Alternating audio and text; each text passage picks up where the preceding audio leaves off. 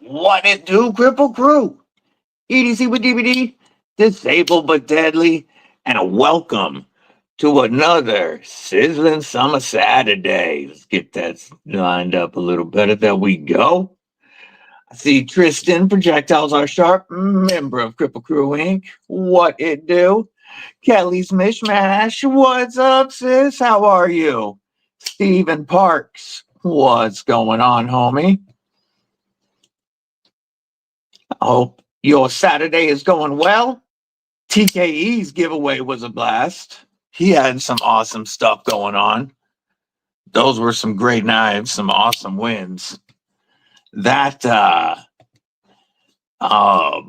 Indiana Knives EDZ is one that I really want to check out. That thing is dope. Daddest Outlaw, member of Kripple Krew Inc. What it do? Yeah, that Warney is so sexy on that EDZ from Indiana Knives.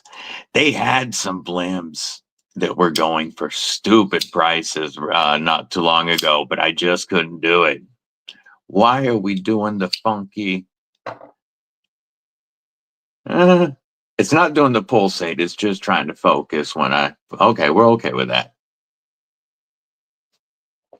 As you can see, I was rocking a few sheep's feet today.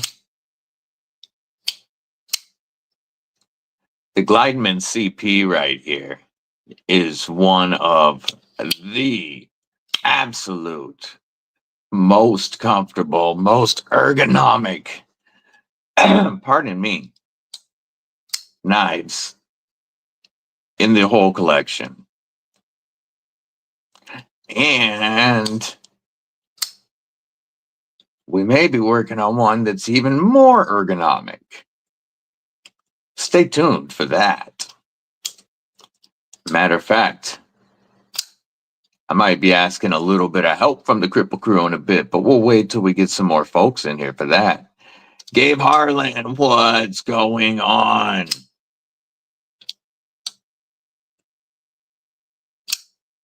Oof. Yeah, on the EDZ, I haven't got to try one of those lighter styles, but I really want to. I haven't felt that knife. That's definitely high on my list. And that lighter style rollover flipper just looks like it works so easy. And it's a flipper tab that won't be in the way of any of your ergos. So, or not a flipper tab, but it's a flipper that you can use anywhere. You can use it as a rear flipper, but it'll never be in the way of your ergos. This right here is why I say flipper delete the world and cover it in Ultim. Marco, what it do, brother? Hope you're doing well today. Put this one down here. Get some Glidemans framing the shot. Yo, that's awesome, War Room. Original member of Kripple Krew Inc. That's fantastic. What's up, Aries? How you doing today, Scott? I mean, we had no doubt that T-Kel would take care of you. I don't want it to sound like I'm surprised by it, but it's still awesome that they're doing it. And you know, this is part of the growing pains of the first folder ever for a fixed blade knife company.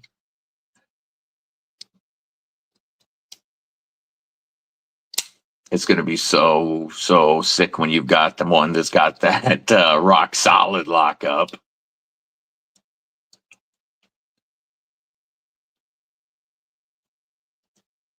Knife meeting.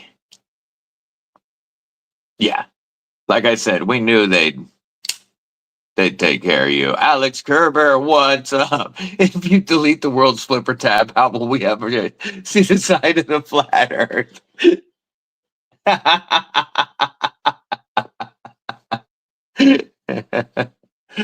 Oh, okay, that was good.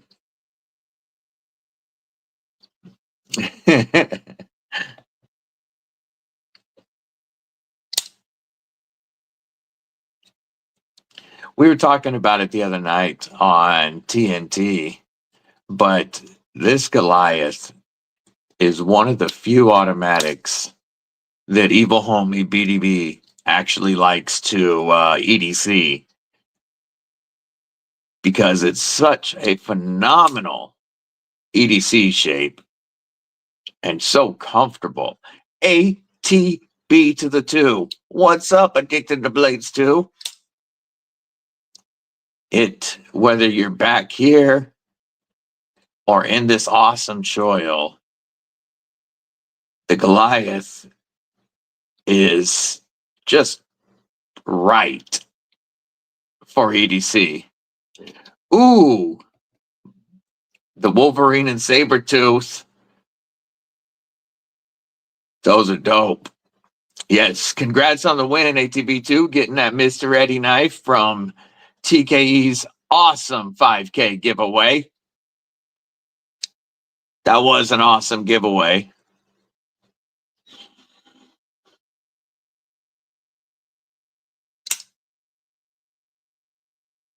That Indiana Knives EDZ is such a dope looking knife. Matter of fact, we might take a look at that here. I'm going to pull it up. Indiana.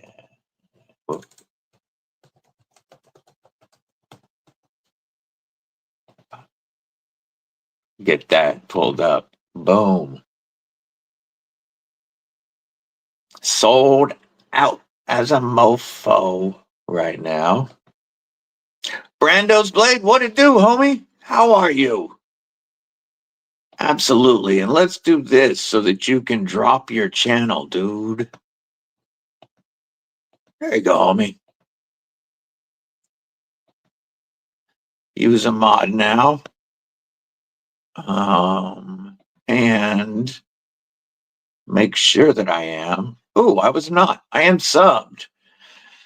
Our boy, I'm going to share this real quick.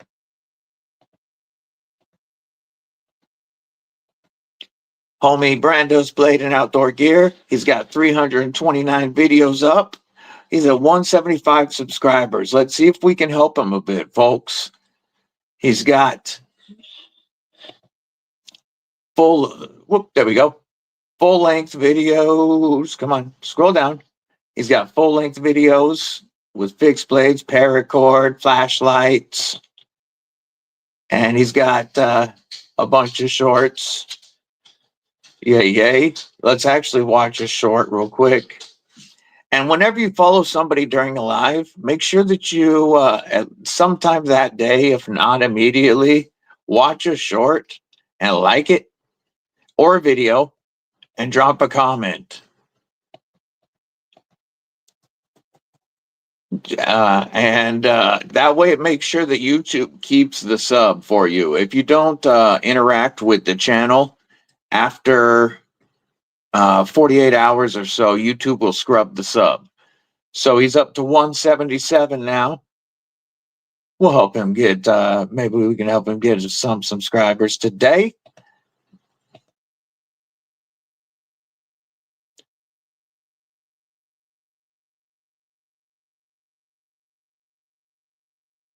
Jesse, member Kripple Krew Inc., what's going on?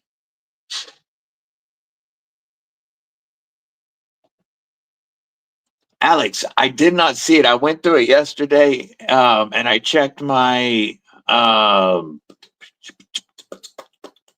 spam folder too, and I was going to mention it to you today. So shoot it to me one more again, EDCwithDBD@gmail.com.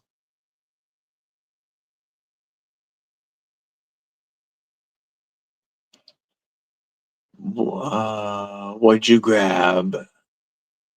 Oh, you grabbed one of the Monterey Bays? Yay. Let's look at that because that's actually available. Monterey Bay Wolverine.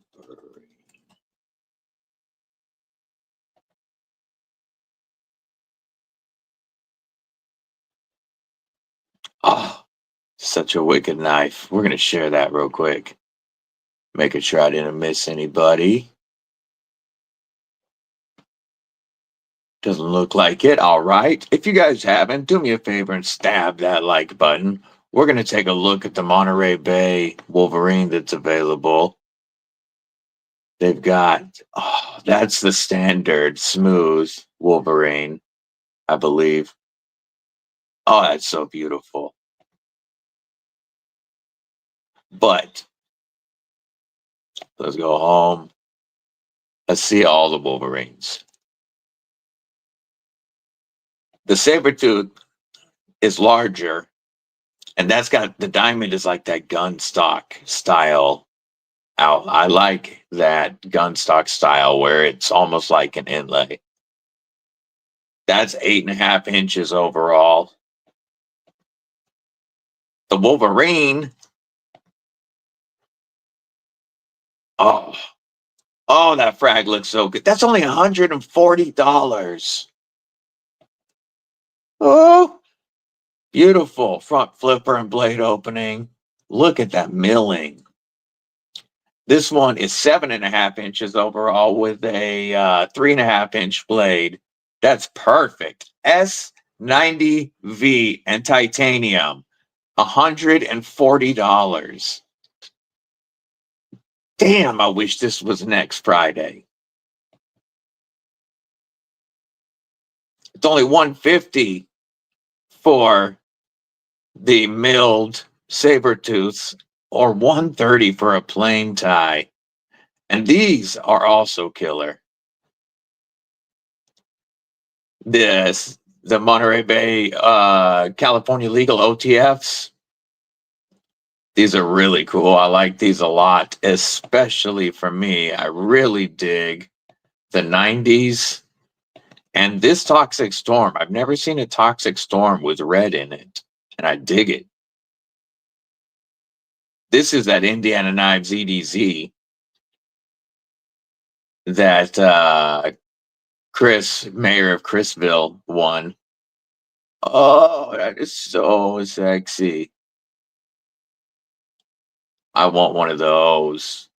I want to at least review one of those. They look so good. Best Tech OEMs. Boom. You have a Sabertooth Darkwater's working on it. Yay. Now you got the Wolverine. Straight Wolverine fixed blade. Love your Sabertooth. Kneel to the mat, member Kripple Krew Inc. We'll pull up the Aurelia. Let me just make sure I didn't miss anything while I was off the screen. Because I can't see the chat when I'm looking at stuff. There you are, Mayor Chrisville. I was just talking about the awesome knife that you won. Hell yeah. It is such a sexy knife. If you ever feel like letting the channel review it, I'm always here. No, seriously though, congrats on the awesome win and welcome. Welcome to live. If you haven't, do me a favor and stab that like button and subscribe. Oh, hell yeah, I'd love to review those, homie. Yeah, the Wolverine and Sabertooth would be dope to review. I'm going to pull up the Aurelia.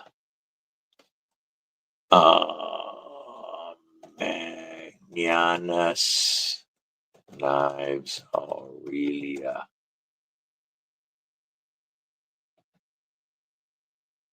Manganese steel products.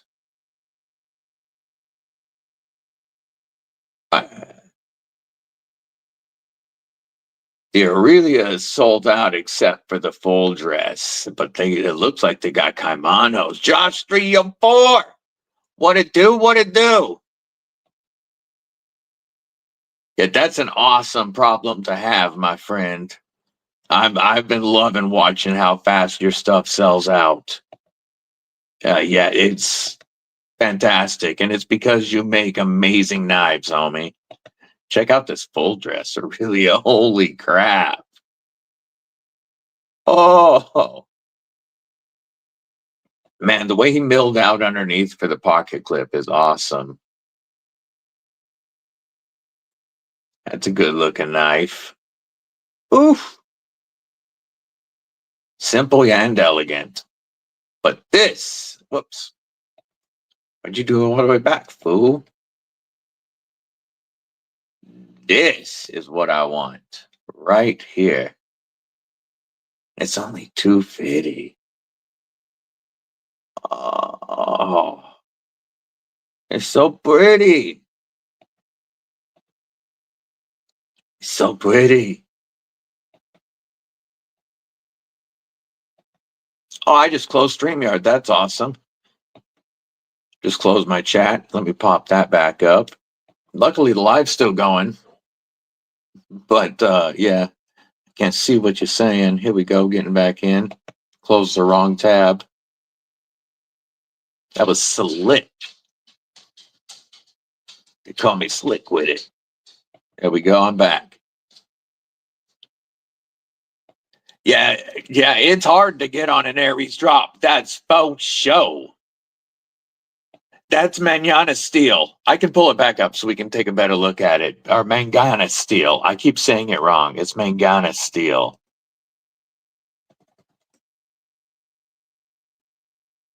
It's the Kamano. We'll share it one more time. Mud, member of Kripple Krew, Inc. Taking a nice day to himself. Good to see you, brother. He can't tag everybody because he's driving right now, but yeah, the Kaimano is, just look at that. Kaiser OEM, S35VN 60 to 62, titanium and micarta, Sharif Manganis.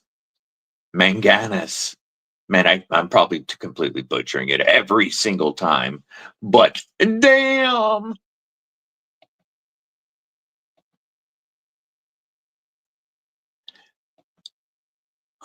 It's Saturdays. It's Saturdays. You know, he hasn't been on any Saturdays. I know he missed.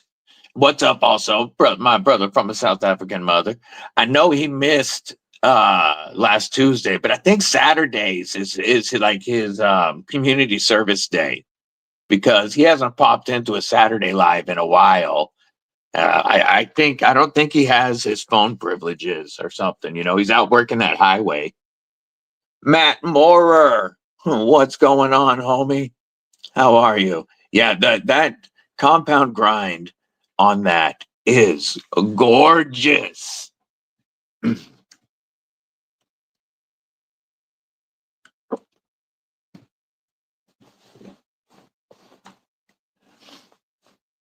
So I'll probably mention this again later in the stream,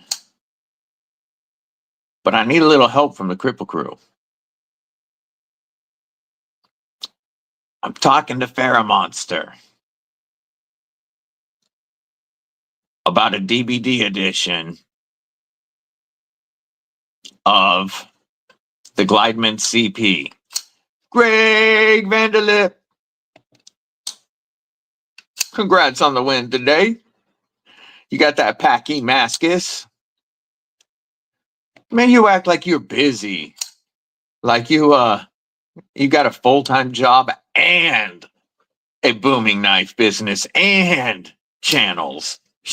Acting like you're busy. So my plan is to work with FerraMonster and do a DBD edition first of the CP and then later of the full premium Glideman. So hear me out on this. I'm going to start with the CP. And what I talked to them about doing is a flipper delete, obviously. Mud's got the Muskrat and his new Ultim Pyrite Warncliffe. Flipper delete, even though it works great, you have that amazing blade hole. And almost perfect ergos, but without that flipper tab, it'd be perfect. So, first, flipper tab delete. Second, keep the 154 cm, but matte DLC on the blade, titanium hardware, and wire clip. Keep the wire clip. I'm freezing. Keep the wire clip. Mill it out for lefties. And of course, the first edition has to be Ultem. I want to talk to them about maybe a smoked Ultem, or I'd love red Ultem. But no matter what, it's going to be Ultem. The first DVD edition, whether it's FerraMonster that gets there first, or it's the boom boom pickled steel that gets there first. Yeah, that's awesome, Greg. The first one's got to be Ultem. So a milled Ultem that'll be nice and premium, and then matte DLC everything, and lefty friendly with a flipper delete.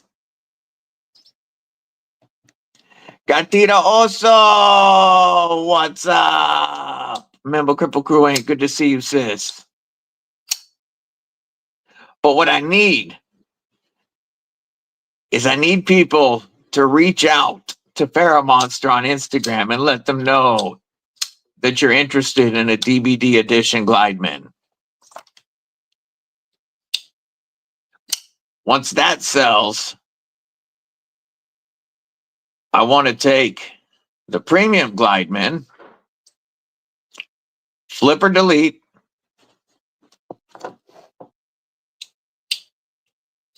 me, I'm flying solo today. Why, you want to come on? Flipper delete on the premium. Obviously, it would stay a titanium frame lock. Fat carbon or camo carbon on the show side. Milled for lefties. And mirror DLC on the hardware and clip and blade.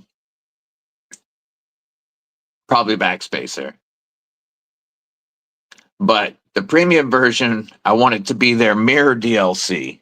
This right here, we already know they can do a beautiful job on mirror DLC.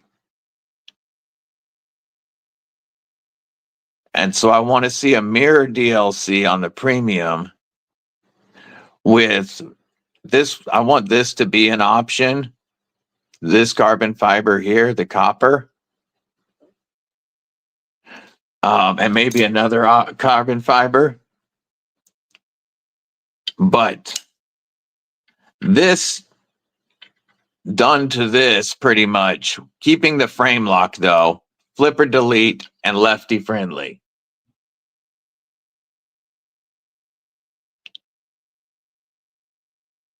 So that's what I want to do to the full side, or to the full dress Glideman.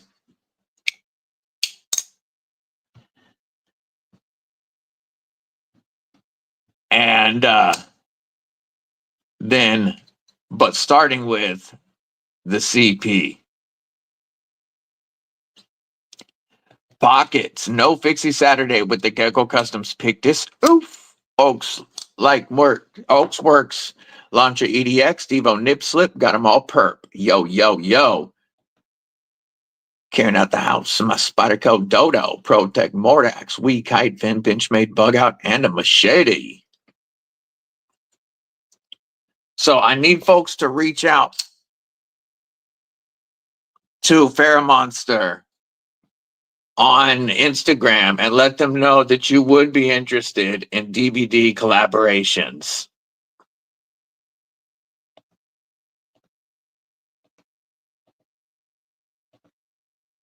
It'd be a big help to me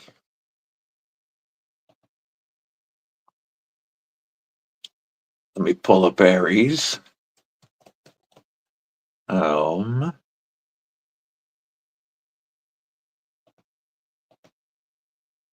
almost.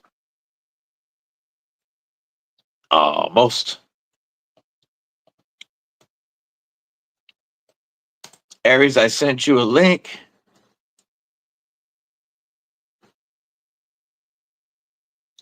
Robo Stevo! What's going on? I'm glad you like the sound of them, homie.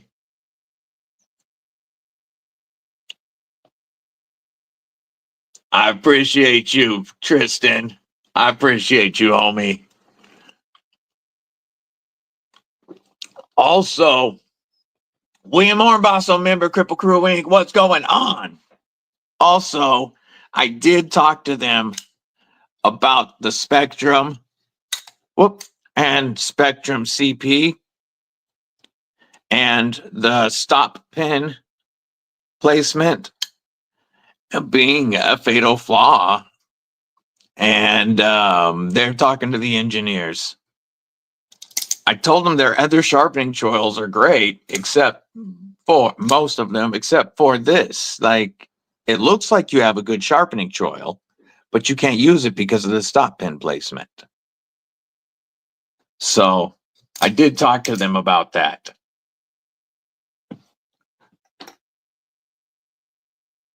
And then we started talking about DVD edition glide mints. And I really want to make that happen.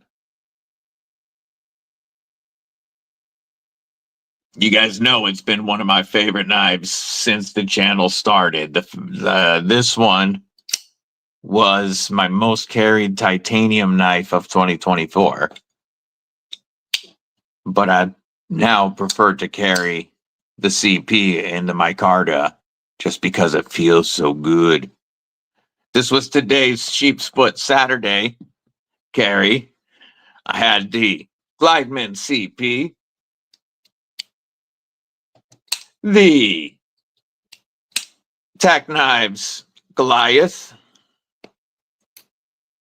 the Artisan Clio from my boy Johan, Fabster Run, another homie, the Molsec Noise Fixed Blade, such a fun knife, and the Atlas Backlock from Boker Plus.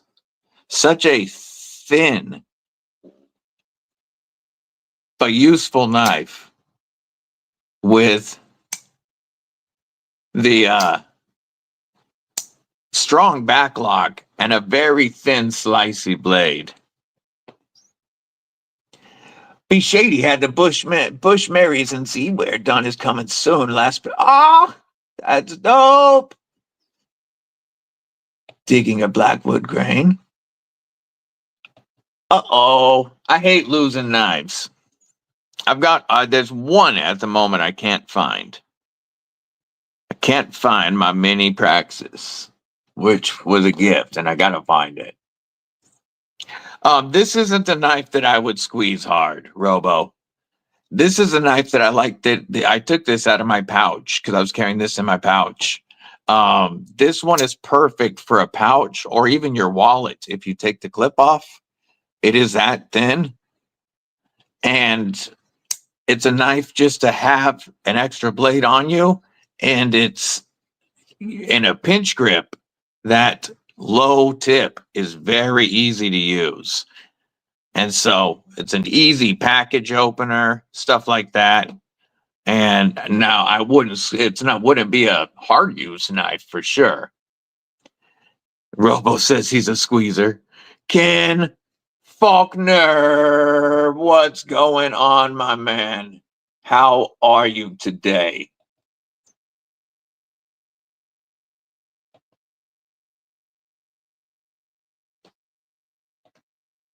What's in the pockets? What are you carrying? Let's get this link.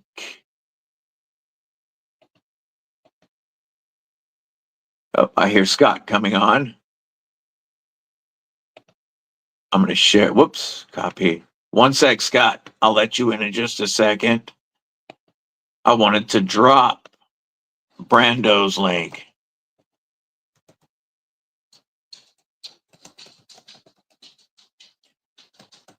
There we go. There's Brando Blades and Outdoors. He is currently at refreshing 179 subscribers. Let's see if we can get him a few more, folks. You heard from Justin at Blix and Blades and your Night Stalker Nightcrawler just about done. That's sick, Daddest. Blix and Blades. What it do, Aries? How are you, brother? Hey, I'm I'm good. Just chilling now. I was sweating it out earlier. Yeah, you've been pretty damn busy, that's for sure. Yeah, actually, I got to keep an eye on the time because I'm in the middle of tempering 6 of the hawks that I've been working on for August. So actually, I should probably jump out there and do that right now. Kathleen Smith, member Kripple Krew Inc. What's up, sis? So, well, before you do that, what are you carrying today? And then is there any updates you want to give us on anything, brother? I carried my TRM Bulldog today. Yay, yay. And I had the the rough micarta bloom, the burlap micarta Kubi bloom. So nice. That is what was on the belt, and that was what was in my pocket. That is what's still in my pocket today. Updates. Let's see. Well, I don't even know where to begin. The Kubi rock copper and the thorn are still in production. Hell yeah. So those will be coming out. I was contacted by Kubi and they said that they are in production right now. So that's good. That's really good. I'm not waiting for anything to go. Thanks, William. I'm glad you like that one. Are you able to show us any prototypes from them? Well, now that they're in production? I only have some picture 2D renderings. Okay. Of those. And I've seen those, I believe. Yeah, I've shared them privately with people. Sure. The thorn is pretty much what the thorn looks like. The rock copper is a much different. The blade shape's the same, but they had some creative. They went ahead and changed some stuff on the handle, which is great. I think it's going to be really cool. So, so that's kind of in the works. I'm still waiting to hear back from Aldo in regards to the gargoyle. Yeah, it seems like some things have slowed down there. I know he's busy. And yeah, he's been super busy. The last time I reached out, we're still waiting for the prototype to get sent to us. So, but speaking of gargoyles, oof, there's the Poongoyle. Yeah, the gargoyle harpoon, or garpoon, as some people are calling it, with the poplar burl. That's scales. A beautiful burl. Yeah. My lights. Whoops! I meant to keep in solo. There we go. Yeah, you got that. Gosh, side. Look at that grain, folks. Yeah, the green. It's almost too bright. I'm trying to. But yep, it's like a green and brown kind of burl, and then the giant bead on it. I it's like acid etched and tumbled blade. So I think my light's probably too bright. I like that acid tumbling on it. It does look great. Yeah, it really came out nice, and it goes with the burl so well. Yeah, that's a little bit better. That looks better than a standard stone wash would have. Yeah. So when you tumble it, or when you acid etch it, and then you tumble it, it gives it a really unique look. So yeah, I'm really happy with how that came out. I put some jimping back there behind the harpoon. B Shady says he needs a mini version. And William Hornbostel said he loves his gorgeous bush hawk. Yeah. So William got that. William got that purple haze bush hawk. with the glow in the dark purple liners. Yeah, it's gorgeous.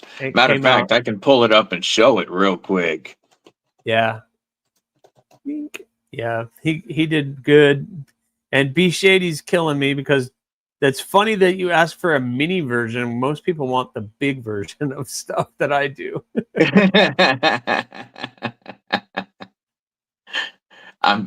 It's pulling up my chat with him right now slowly so I can show the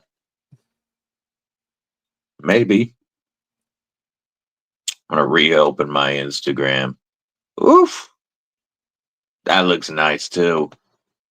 Yeah, that's the black micarta with the red version of the Bush Hawk. And then I have to go I need to run out there and set that timer for another hour. There we go. This is maybe gonna pull up now. Come on. You can do it. I don't know why it's not liking his Instagram all of a sudden. Like Instagram just decided to go, nope. Well, I posted some pictures of it today. I think I just posted a video of it today. All right, let me go to yours. But that's cool. I want to show it because it's beautiful. Oh, here it is. Here it is. Now it's pulling up. I'm going to share Projectiles this. are sharp. The orange red one? Yeah, that micarta. Oh, look at that. Look. Oh, I posted a video of it. Cool. That. Look at that in the sunlight, the way that just sparkles. It looks amazing. Oh, yeah. In the sun, it has so much depth. It really does. That's crazy. Yep, that Kieranite really has it sparkles, takes on a whole new it's almost and it's even better in person. Like it's so hard to get good pictures of it. Look at that. That came out awesome. Yeah, and he wanted it neck carry, so the sheath is set up to be set neck carry if he wanted it to. So killing it, Aries. Don't burn the biscuits, Robo. What do you mean by that? Burn the biscuits. Also, good morning, Kane. Good morning, J1 Doobie. If I missed anybody, I'm Robert Willoughby. Good morning. So yeah, I've just been working on a bunch of stuff. The August will be all Hawks, 6 Hawks. That's going to be a crazy drop. 3, the 80s, the stainless has already been sent out for heat treat. Are those AEBLs or Nitro Vs? AEBL. Yay. And then the 80 CRV2 are tempering right now. So I already got them heat treated. I already did all the work. So, and they're all going to be Kieranite. Oh, damn. So they're all going to be fire. Everybody in one of my live streams, they talked me into doing Kieranite. So I was going to do your Kieranite handles look very dope. I was going to do like carbon fiber because I have some leftover material from the collaboration I did with Corey Holly. Yeah. And I was going to get 1 or 2 pieces of some different camo carbons, but everybody wanted Kieranite. So we're going to go bright and shiny on all of them. That's for sure. Yeah, just to show, of course, Lagata was still on the belt, even though I had this for Sheep's Foot Saturday. Lagata's still in her place of honor with the handle directly in front of my belt buckle. She's holding up, huh? And she's holding up well. Oh, this AEBL is really holding its edge. Yeah. I am very happy with the heat treat on it. Yeah, they did good. They they're sign off on it and they're testing it. So whatever that piece of paper I send it, that's what it is. Yeah, this one was 61.6. Yep. I think. Well, I have it in my box. Yeah, they're all 61. So yeah, I think it was 61.6. There you go. And it has really held an edge. And that micarta is aging well. I honestly thought it was going to get beat up because it does bump against my belt buckle rather often, but you can barely tell. You can see that right there that's got a little bit of a rub, but that might even come right off. Yeah, even if you wax it, it would probably go away. Yeah. Yeah, I can wax it back up again. But no, it looks good. Yeah, it's definitely holding up very well. And she's on me all the damn time. That's good. Right back into her belt sheath. That's good. That makes me happy. Those FerraMonster options you had are pretty stinking cool. Yeah, I would love on the the premium one. I think is going to be would be the more successful of the two. If there was this mirror DLC to the hardware and blade, then carbon fiber on the show side with no flipper. I think that would sell better than the CP with the Ultim, but I know it'd be easier to get them to start with the less expensive one first and see how it does. I think that's a good start. That's a good start. Plus, I want the first DBD knife to be Ultim. Of course you do. Of course you do. Oh, that is the knife, folks. They got me hooked on Aries EDC. I saw that first on G-Ball's channel. And even though I've never handled that bloom, it got me hooked on Aries. I saw a spike next, and I knew I had to have a spike as my first custom fixed blade. I did happen to get a bloom. The Kubi version had to get in on the first production, but still going to eventually get an Aries EDC Bloom Cliff. I did get to review the Bloom Cliff, and that was amazing. Nobody else has asked for one, so hope one day I'll get all that back. Garrett hopes so too. Yeah. Garrett still has to wait for it to get shipped to him after it's all said and done. So yeah. Donnie B. I'll be right back. I'll be right back. Roger that. How you doing, Donnie?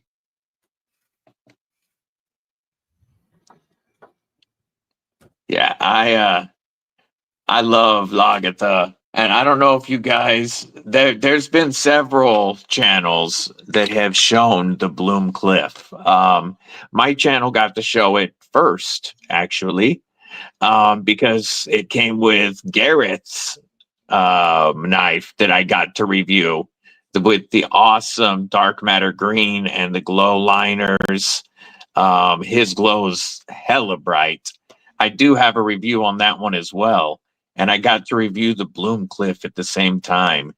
And it was one of the most perfect 3-finger feelings I have ever felt.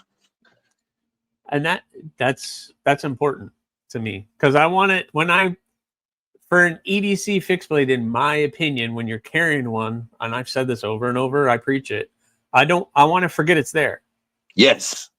I don't want to be poking me out, like the handle being too long and poking me in the arm when I'm walking or when I'm sitting in a vehicle and then it has to feel good in the hand too. And the balance has to be right. And not only did it feel great with 3 fingers, and the bead gave me plenty of purchase for a 4th, but it was perfect for a pinch. Yeah. It just like I described it as having a sharp finger. Because even without a bead, you're still getting the grip on the lanyard. Yes. But when I threw that up in a pinch grip, it just melted and disappeared. Wherever I pointed, I was cutting. That's with a small blade like this on. That's probably where you're going to be. Yes. Majority of your cuts are going to be like here. So, like with the Bloom. Yeah. It's all right there. And the Bloom Cliff having that slightly lower tip just made it even easier. Even easier. Even easier, yep. Yep. Yeah, Aries has been putting in that work lately, Donnie B. Gareth says one day I will hold my baby, but for now she must serve her purpose. One day, Yeah. Gareth. If you One want to day. see Gareth's baby, there is a review on it on my channel. It's a ways back. Yeah, it's been a while. It's a ways back. I think it might have been August or September. It's been a while. That is for sure. It has been a while. That will be well loved by the time it gets Yes. to Gareth. I did get it out of here really quickly. Most people have been very respectful, so I'm happy to hear about that. About how they're treating that knife. Yes. So is it JB that is spoken for the Bloomcliff? Brian F. Brian F. Okay, I was way off.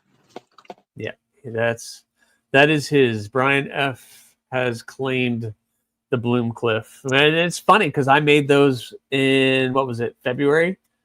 Yeah. It was about the same time as you made Lagatha, and it was right after Lagatha, wasn't it? Because I got Lagatha in the beginning of February. Yep. And it was around that time. It was February or March that you made those two.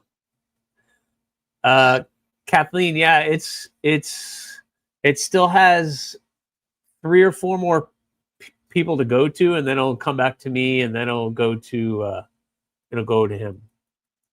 Yeah, it's getting close. I got to make sure I clean it up before it gets to him. Yeah, it'll need a new edge probably, and yeah, I can at least get a good strop on it and sure do that. Gareth already said he doesn't care patience. What it looks like. Yeah, it is wicked. You want to see a hint at something I might do if I have a lot of extra time? Has to do with that. And it has to do with a certain brother of ours that has been talking about that forever and ever. There it is. If Blue is lurking, he just got happy in pants. That's the exact size he wants too. Whenever it appears, he just shows up. So the bat signal, the Bluminati signal is on right now. Let's see. But so what is the official name we're going with? It's a Raptor. Raptor. Because you have the Talon. Yes. And I know we talked about Talon XL. Yeah, Raptor. Oh, damn, that's a big difference. Yeah. Wow. It looks good here. I don't know if I'm going to be able to do it though. I'm just throwing it out there that I'm going to do my best. Raptor. Yeah, that is gnarly, Donnie. It is gnarly. That is big. There's a big difference between that. Yes. And that. Yeah, I've handled the Talon. The Talon's wicked. But that's a big difference. Yeah. We'll see. I don't know. And to date, there's only 2 Talons, right? There's 1. This is the only one I've ever done. So, and this is the only one I've done. Yeah, Donnie, we'll see. That's not an easy shape to grind. And then to take it to that size, we'll see. Yeah. But the new grinder, the controller is going to be here Tuesday. So I'll be up and running on my 2x42 again instead of doing everything on my 1x30. That'll be nice. Marco, what it do, homie? Jesse says he wants one. A Raptor. I don't know. We'll see. Fingers crossed. See how they come out. Yeah, because that will be like the Crow. That'll be like the Crow. Not something I do very often. That's for sure. Ken Faulkner, how do you like your DC Blades Glaurung? I am loving this. It's one of my favorite budget knives of 2025 so far. Just fun and wicked. I saw him mention earlier that he was carrying it. That's why I wanted to ask. That would be a wicked blade shape to try to grind. Yeah, because you have, well, the recurve and then the... And then Well, the you have a Tonto, flat. the clip, the poon. You What's have the that? swedge and Yeah. everything else. Yeah, that would be crazy. Yeah, these are all done by Miguron, the DC blades. Projectiles are sharp. August, I'm going to drop some hawks. I'll do some hawks. Yeah, 6 of these. that's a new design from 4 months ago, right? 3. Yeah, I made this knife the same time I made Lagatha. Oh, so you've had it for a while. Yeah, this was AEB sent to Peters the same time yours was. So this was new this year, but it's the Hawk, and I have 6 of these come in August. With Kieranite handles. All with different types of Kieranite. Brando got one for Father's Day. He's loving it. Oh, that's glad right. Glad to see that you dig it, Ken. The satin does look beautiful with the black carbon fiber. Bless Knife says he hasn't done a hawk bill yet. It's not an easy thing to do, especially if you're not freehanding it. Because freehanding it, you would be able to maybe go like that, but sure, yeah, on a belt, it's much, but got to be much harder. On a jig that I use, it's fun. It's a lot of fun. Yeah, didn't Corey say he's got a special setup for doing hawk bills? No, Corey could, but he's never done a hawk bill either. Oh, so I thought there was one of the makers though on one of the chats that had. Maybe I was wrong. Maybe, but yeah. But I was able to do this one. It's not perfect, that's for sure. That's why I decided to keep it. But I did it. I finished it, so I'll take that as a win. Tristan, you got to be in the Etsy store early on a drop. And you got to pick the one you want and refresh quickly because, they're all listed individually because they're all different. And so it's not like you're jumping in to buy, there's 6, quantity of 6. And if you, get one of the first 6, you're fine. No, you're going for a one of one. They're all one of one. You have to zoom in on the one you want. And maybe pick up a backup and have 2 windows open. And if you can't get the one you want immediately, hit buy on the backup. Yeah. I mean, I don't know how people do it, but I know people have several screens open. They have to. You'd have to because you're going for a one of one. I only can make so many. I can only do so much. They're all 6, but all 6 are one of ones. I mean, they're all completely different. They might all be the same model, but they're all it's not different. Even one of 3 like stainless and carbon. They're every one is unique. So because all the handles will be different Kieranite, all the handles, I don't know. So they're each might one have different sheath colors. Yeah. I haven't even thought about sheaths yet. He's like, don't do that.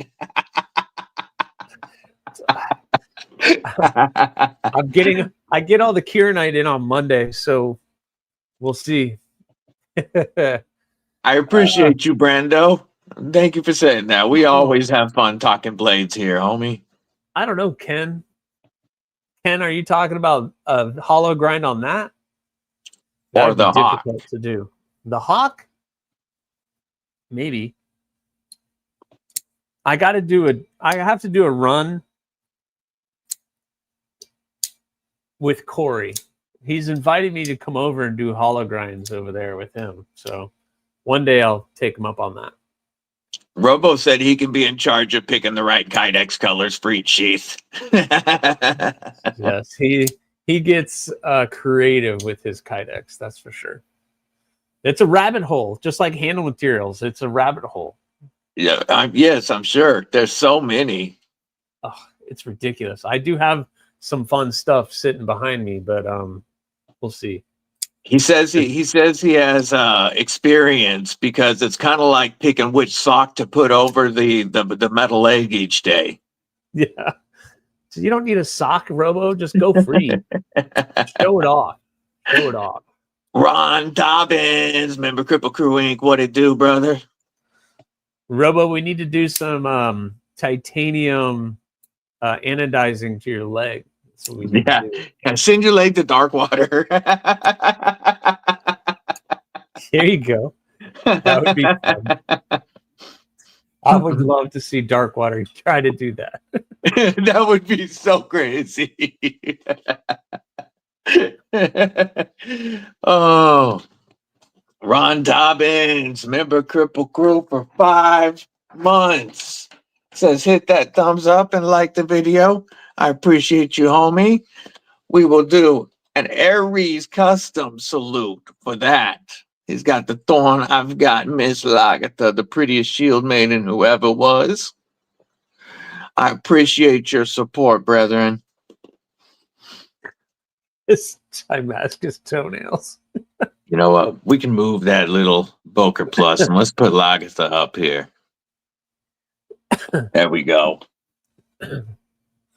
We don't need the Boker Plus out. Though it's funny, of the Boker Plus knives that we got of our boxes, this is one of the ones that I use more than any of the others. Yeah. Isn't it such a nifty little knife to throw pretty much anywhere? I keep forgetting I want to throw this in the car. Just that I want it. I have something in the car, but I want another backup to that. And just you can put this right up in your visor. Yeah, that's what I was thinking of doing. It's so thin, and then it's blade is great to pull out and just use for quick cuts with that sheep foot that worn foot blade. It's a great sheep's foot style. Yeah, it's excellent. Nice. I really like this thing. At first, I was like, I don't know, that thing is weird, but it sits here and I pull it out and I play with it. Yeah, I only have a couple of those Bokers left. I have the swoopy. That one actually looks good. It's a swoopy Nitro V frame lock, steel frame lock. Steel frame lock and probably overpriced. Yeah, that's the only negative thing with that. And then you have this one too. Yes, I was just about to pull that one out actually. The Kirky, I think, is the name of that one, wasn't it? Yeah, the Kitterka. Yeah. What did you say? I just had it out for pictures. Where'd it go? Nobody has it, Gareth. Actually, it hasn't gone on sale yet until the 20th of next month. Oh, it's right over here, duh. What's up, Ron Dobbins? It was right next to my chair. I like this knife. Their price on it is stupid, but it is going to be a decent price when it hits White Mountain Knives or Blade HQ. I looked it up. One of them had it at $68. It's not, it says not available yet, but $68 is much better than 90 something for this. Yeah, it is. Because the ergos button lock. Yeah, it's a Nitro V button lock with G10. But they did do a good job inlaying the liners. I like the back spacer, reversible pocket clip. It does have button stick, but it's got good strong lockup and pretty good ergos for most. Yeah. Like I do dig it. But until I saw that 60 something dollar price, I was like, what's the point? This is not a 90 something dollar knife. No, mine doesn't have any button stick. So that's interesting. Yeah, you can hear mine. Whoop. No. Yeah, no, nothing. Mine's pretty loud. Yeah, I got nothing. Paul Mills. Paul Mills, member Kripple Krew Inc. What's going on, homie? You know, mine's smooth, but yeah, $96. Yeah, the action is smooth on mine. And, you know, I don't mind a little lock stick on a button lock if it's giving me rock solid lockup. But it is a decent knife for the 60 something dollar price. When it hits those retailers, that's when I will actually show it off. But I can't recommend this for 90 something dollars. No. Nitro V button lock with G10. Yes. How many other? Yeah, that's. And I know Zach. I followed up with Zach with Boker, and he said that all of our input was very helpful and that they're trying to update some things. So we'll see. Yeah, I hope he's successful. I just know they have a massive catalog to try to update or thin out. Yes, they really need to thin out. This is the only other one that I still have is the one, you know, my gift from him that'll never go anywhere. The M4 Sherman Damascus. Awesome. Love that one. Yeah, this knife can never go anywhere. Yeah. This is the most expensive knife in the collection. Oh yeah, that one is awesome. As of somebody looking at the business side, you would think they would look at sales and just start thinning things out that haven't been selling. Absolutely. And they have to be honest with the people, the designers of all those knives, and be like, sorry, we're pulling this off the shelf because it's not selling. Some of them, it's because, you know, they're still, you know, 15 years behind on the materials, but pricing them like modern knives. Some of them that I'm sure aren't selling are even decent designs. They're just materials we don't want at prices we won't pay. That's the big caveat. Even if it is prices or materials that are updated, you've inflated the price so much that you've priced yourself out. Yes. You just Ron Dobbins, I do think that the Kirka is way overpriced on their website because they price it at like $94, $96. It's almost $100. It would be with tax for Nitro V G10 button lock, plunge lock button lock. Nice knife, but it's going to be on. I saw it on other retailers, and when they get it, it'll be in the 60s. That I think is a very fair price.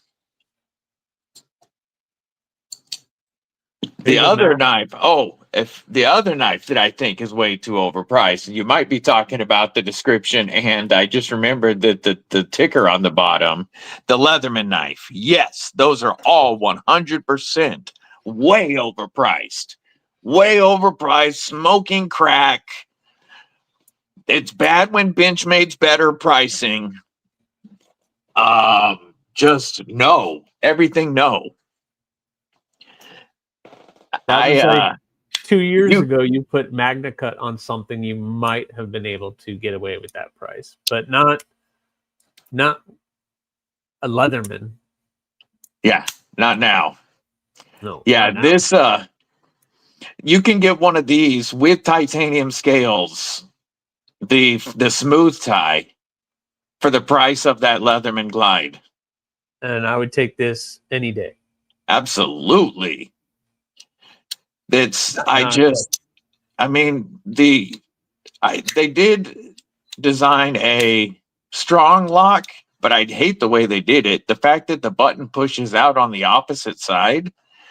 When we push buttons normally, your finger is on the opposite side of the button. You can't do that with those because you push this button in, a rectangle comes out on the other side. What? And so, I haven't even yes, seen them you really. can't squeeze it like this. Also, Neves was able to polish his washers, put slick 'em all in, and get it to where he could push the button and swing hard, and it'll break that because it has an open detent. And so it'll break that detent, but he has to have his finger away from the opposite side of the button, and he can't put any squeeze on the steel scales or it locks it up. If he holds it very loose with his finger out of the way, he can swing it closed hard after taking it apart and polishing and slick them all. That's it. I don't know. I don't get it. Tommy, what it do, brethren? Just with that alone, at that price point, no. Oh, yes. I've already lost interest, and I haven't even really. I've only seen pictures, and I just don't care. Yeah, I do think that it's cool that one side that they're milled out so hard, and that one side has some of the stuff integral. I don't think an integral pivot is really smart. The pivot is built into the other scale. It's all one piece of steel. It's built into the so that you only need 2 screws to hold the knife together. And the pivot and the backspacer are all machined out of the steel scale. And then you have your pivot screw, one other screw, and your pocket clip. And it's no. I want to show something real quick because I pulled these up before the live. So Worksharp, they decided to get into knives. Oh, is this they did something that was actually innovative. You've got the very lightweight magnesium scales. You can at home just pop out the pivot, put the spring in, and you've got an automatic if you want. And you've got the crazy thin 3V blade. That's a cool knife. Yeah. The Magpul Breslau. This is innovative. This is an injection molded steel. What? We've never seen that before. No, I've never heard of that. With molded scales that are supposed to be, feel good, not like plastic polymer. It's a different material, but it's all injection molded parts to bring down the number of hours that it takes to grind a blade. I mean, all of this is built in. They only have to put an edge on it. Wow. So they're molding it, liquid molding in that steel to that shape. Yes. With the fuller, with the jimping, with the grind, everything. They take it out and they finish the blade and put an edge on it. And it's supposed to be the strength, edge retention, and stainless capabilities of S35VN. That's why they call it MVN 35. Okay. And which MVN stands for, where is it? It's metal injection molding. Yeah. Is what they're doing. Huh. And what is this again? What's the brand? This is the Magpul Breslau. So it's Magpul getting into knives and doing something innovative. And look at their price.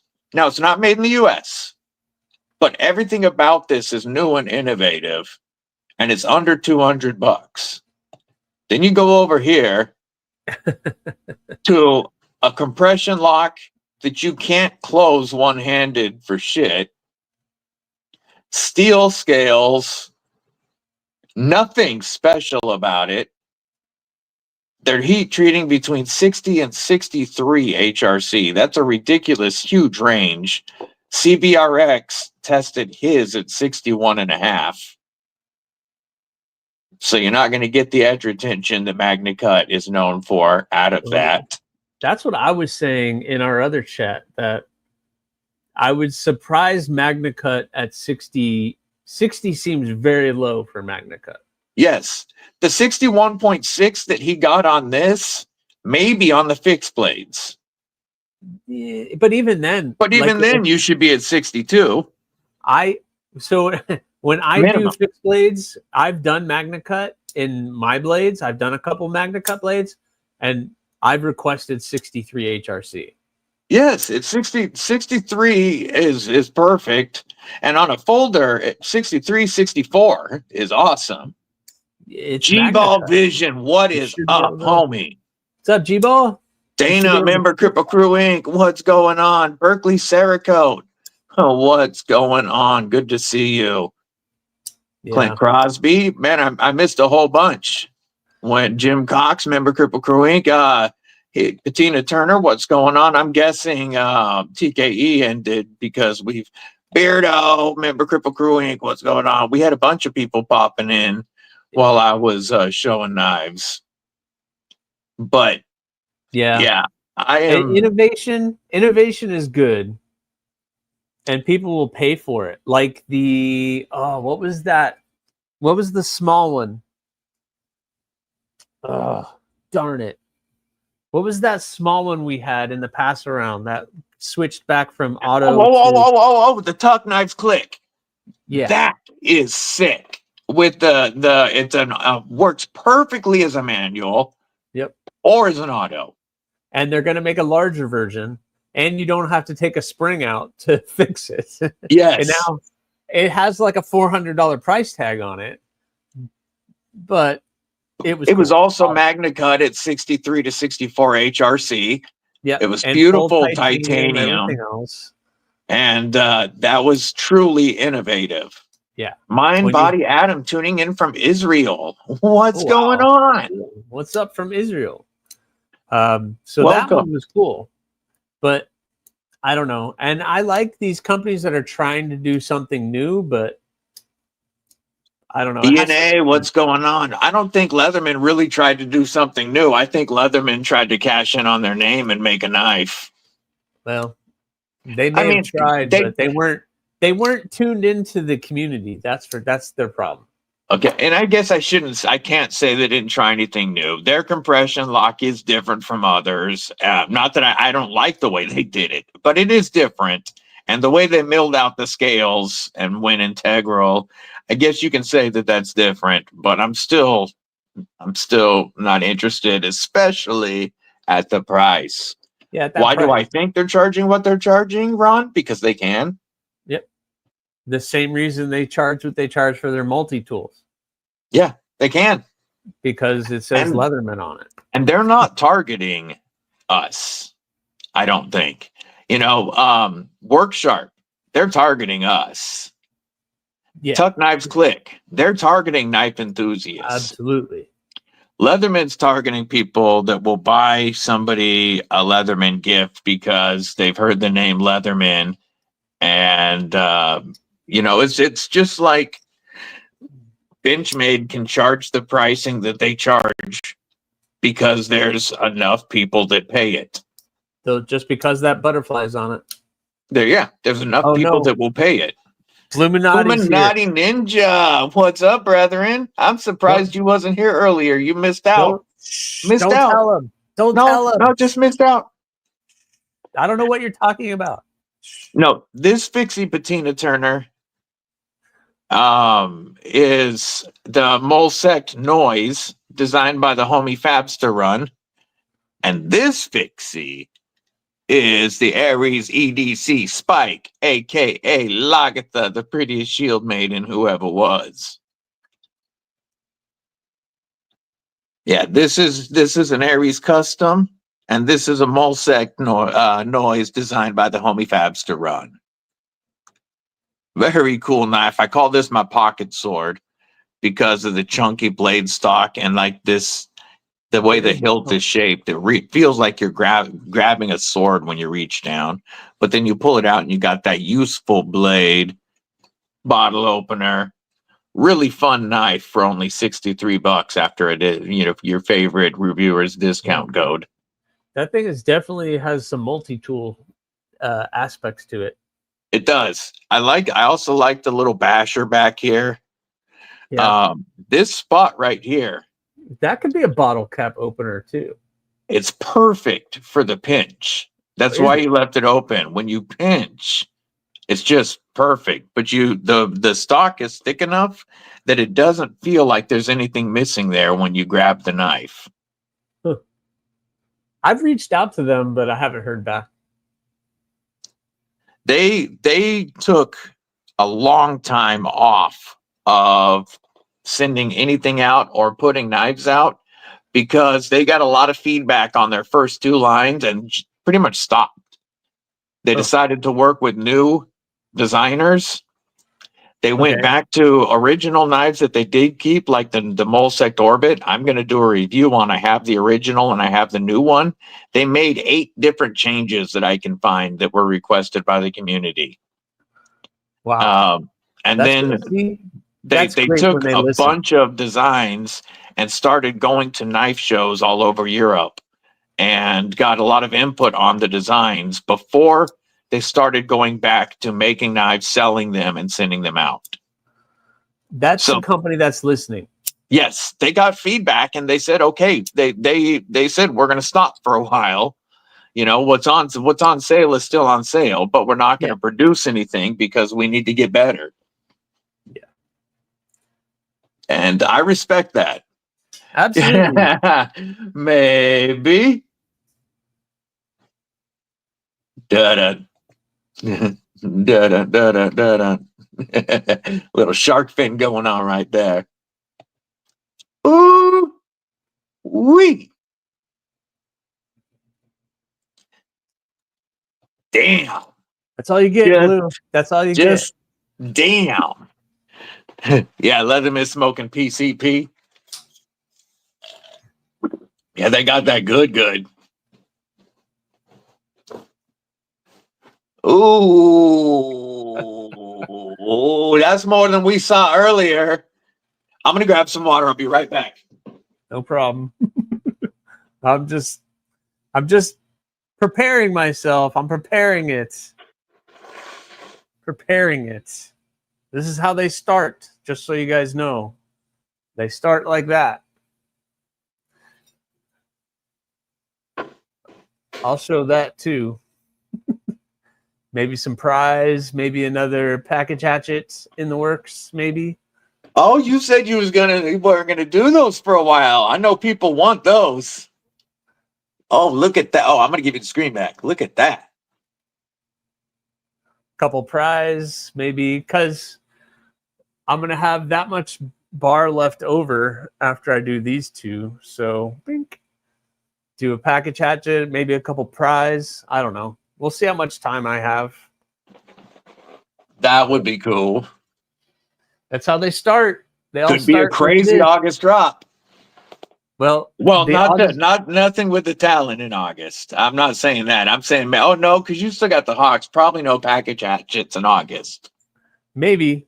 It depends how fast I can get all of the Hawks done. I mean, the stainless has already been sent out to heat treat, and I just in the middle of tempering the other 3, so I'm already way ahead of schedule. I'm still waiting for 2 of the July builds to come back, so I'm way ahead of schedule. That's awesome. Way ahead. We're not trying. Knock on wood. Yeah, that's why I build it all in. Remember, for 3 months, says 3 months, we made it through the first trimester. I'm going to give you, hey, Aries salute again. Yay. Look at that.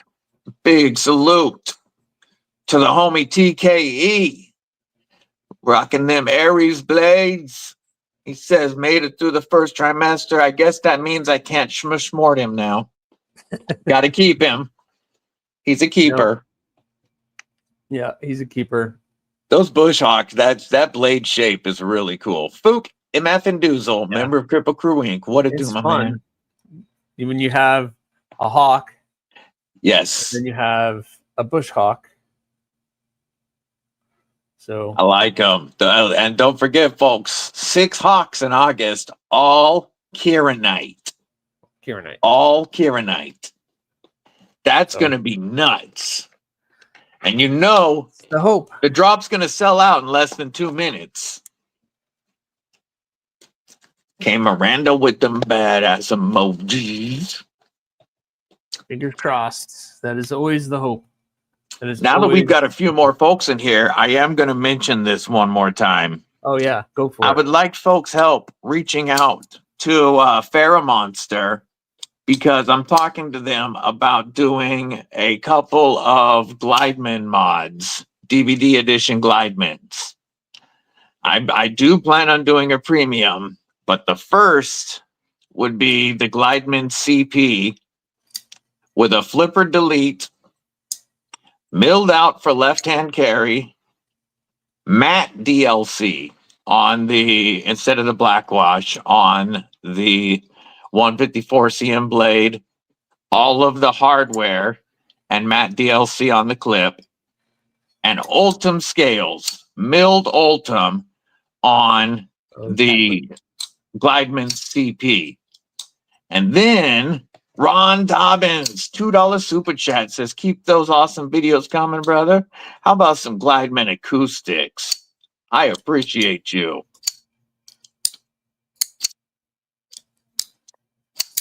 Thank you, sir. And then after the CP, I want to do a Glideman variant with a flipper delete, obviously. Mirror DLC like their Spectrum on the blade, hardware, pocket clip, and backspacer. Mill it out for lefties and do a carbon fiber show side scale with the mirror DLC.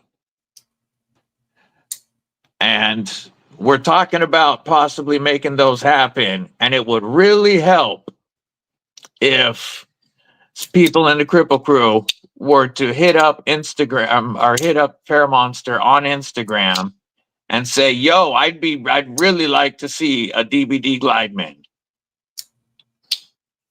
So Chris already did, but he said no Ultim. Yeah, that's okay. He would be on the premium. Yeah, he'd be all on the premium. He's kind of bougie with his knives now anyway. I know. So he'd be on the premium. I've seen his bouginess, that's for sure.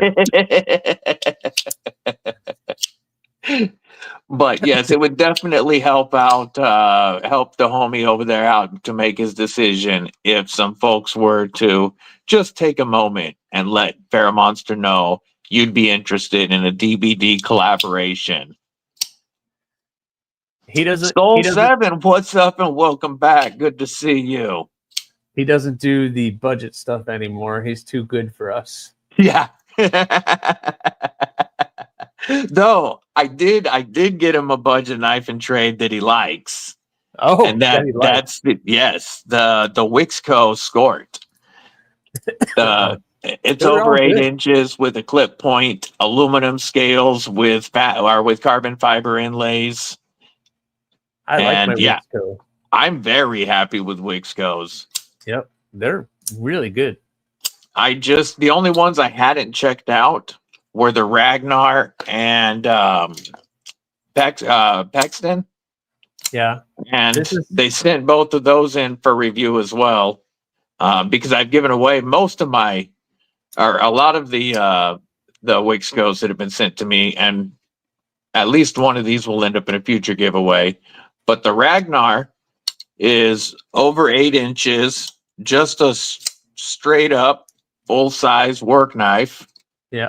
You got a flipper nonsense and a blade hole opening, sharpening choils done right, reversible pocket clip, just a good made budget knife and decent price, especially with discount codes. Yep. This is the only one that they sent me. So I don't know. Their shred carbon fiber looks good, doesn't it? Yeah, I love this thing. The thumb stud works perfect as a wave feature once you try it. And I can have this thing open in my hand like this or like this in an instant. Oh, yeah. And it's just a fun little well-made budget knife.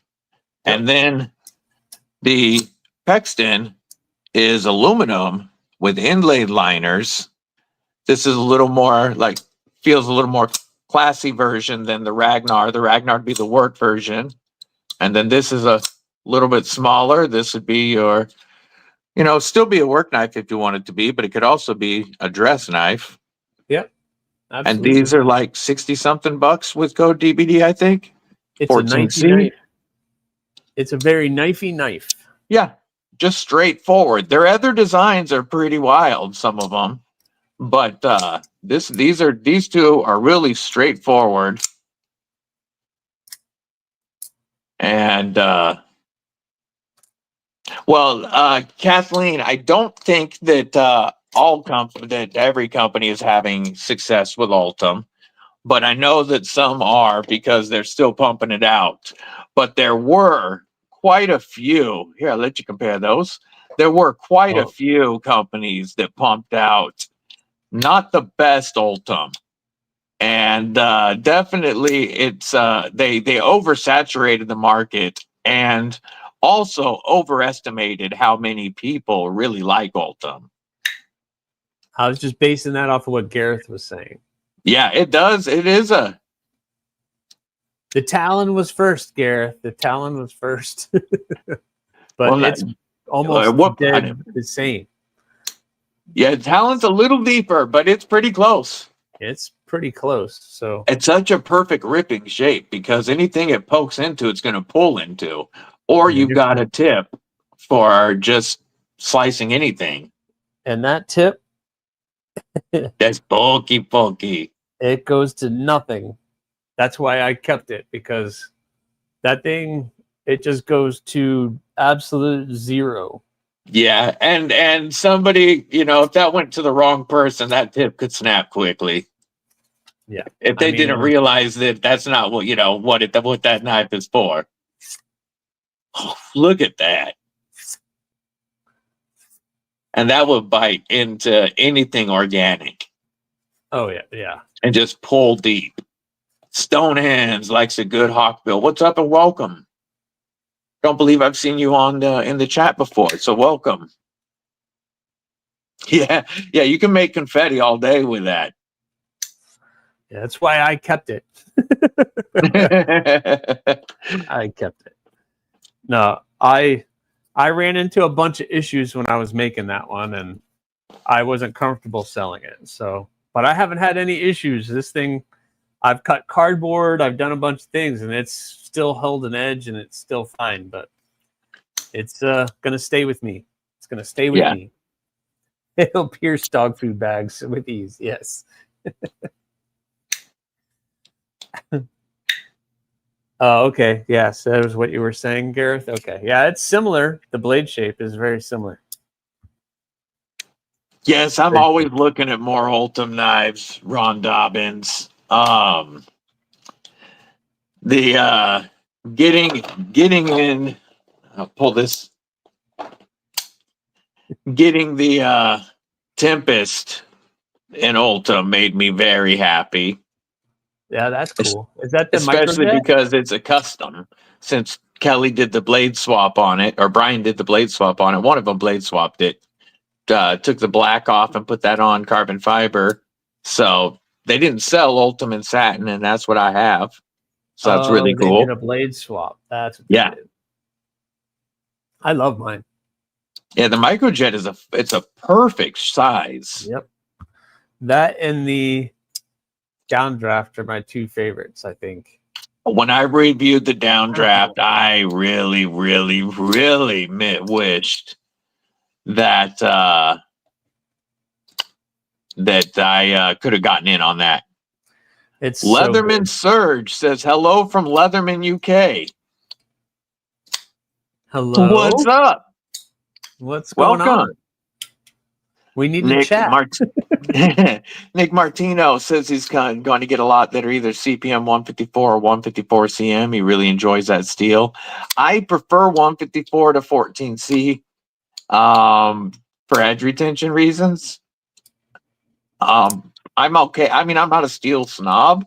Like, I don't mind buying whatever if I like the knife, but I do prefer 154 CM to 14C, and that's why I'd really like to do the Glideman CP in 154. Yeah, his flipper tabs. I love that. And These are there's very few flipper tabs I don't want to delete. This works great as like a lighter. Because it disappears. Yeah, why would you get rid of it? There's nothing here. It doesn't mess up the lines of the knife, and then it's gone. It works just as well as something a like pocket that. pecker. Yeah. Yeah.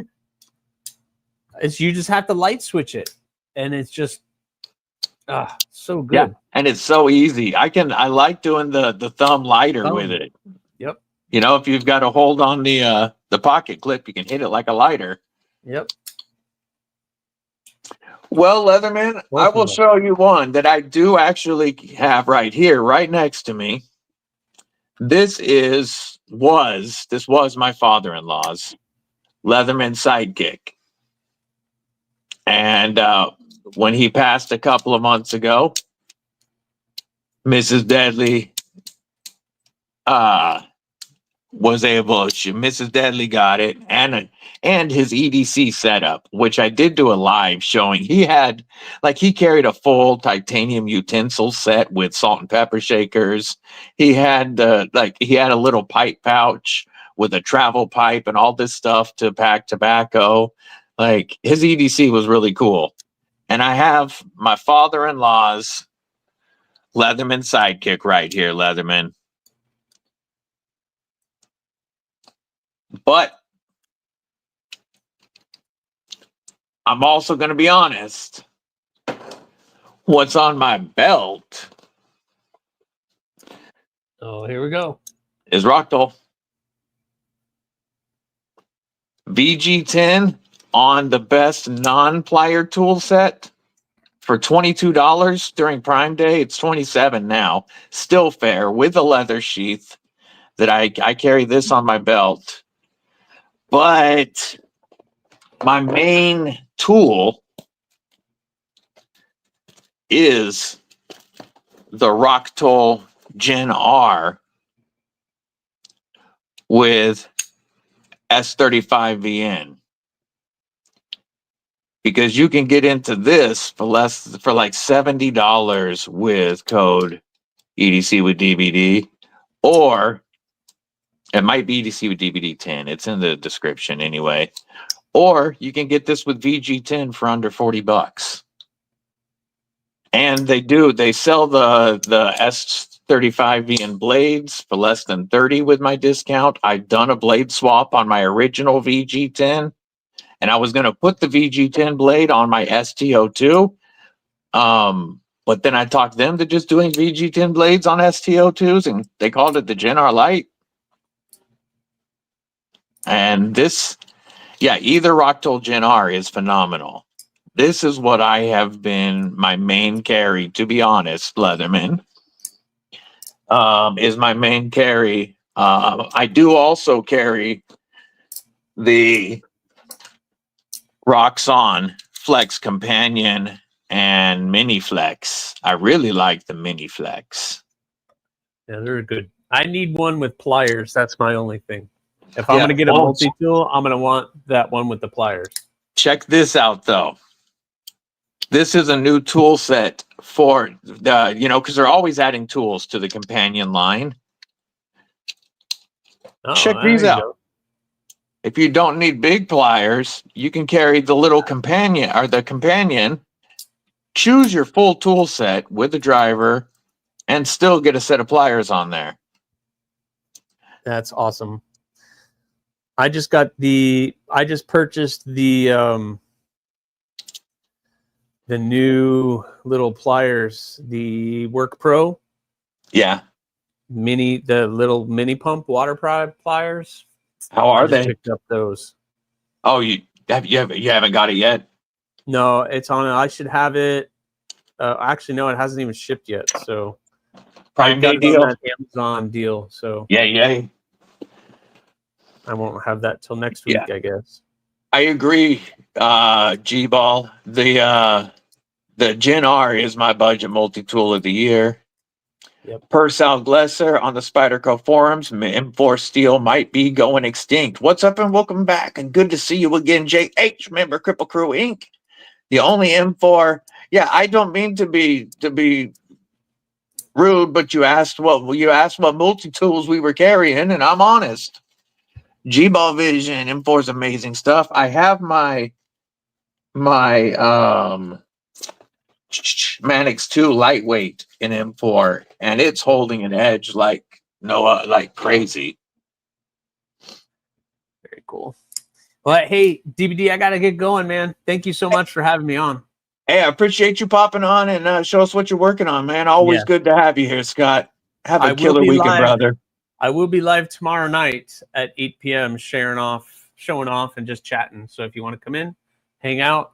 I do have some remettes to do a giveaway with. So hell yeah. Hopefully you guys pop in. So that's good times. Cool. Yep. Well, all right. Thanks, DBD.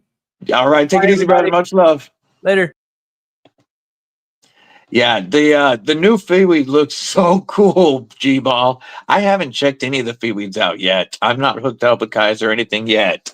But the new one, the Nintendo or the Nerf Feeweed looks dope. It's the Nintendo is the Veritas, but the Feeweed looks crazy. Matter of fact, I want to pull that up real quick. MyDropBear.com. I need to get Kaiser to affiliate me, damn it. Here is the Kaiser Feeweed My Drop Bear Summer Edition. Look at that. Nerf gun. Also, the Lego Mini Bay has sold out, but you can still get the Nintendo looking Veritas. There's still some of the Move series Feeweeds. Ooh, Elmax and red carbon fiber for $209. That's nice. And then the newest one is just crazy cool. S35VN looking like a Nerf gun. Oh, they even did the Kaiser logo like Nerf. I love it. Ah, that is cool looking.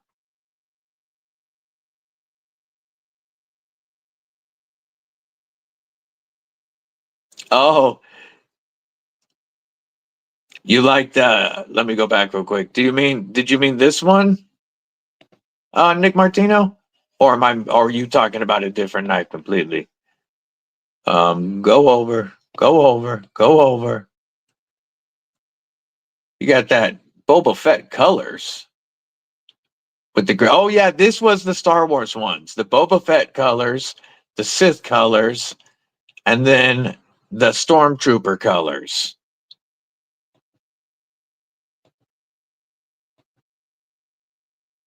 Yeah, that's right. I forgot about those, and those are still available. That's the Bounty Hunter one. That's from their movie series, and you got the Fett looking logo, and then the Sith. Oh, that is gorgeous. And Elmax. Damn. Okay. It's off. Yeah, the red accents are hot. Bounty Hunter. Yeah, the green and yellow. You don't own any Kaisers? You know, I was very high. I was buying a lot of Kaisers, or not, I shouldn't say a lot, but Kaiser was one of my favorites. I still dig their EDC fixed blades a bit, but I haven't been reviewing as many Kaisers as I was. They still, all their knives are good. I've just been more excited with what Kubi and KB plus Concept and Tenable. I've been more excited with what they've been doing. Make it look more bad. Yeah, definitely give it like a battle worn appearance to it. That would be really cool.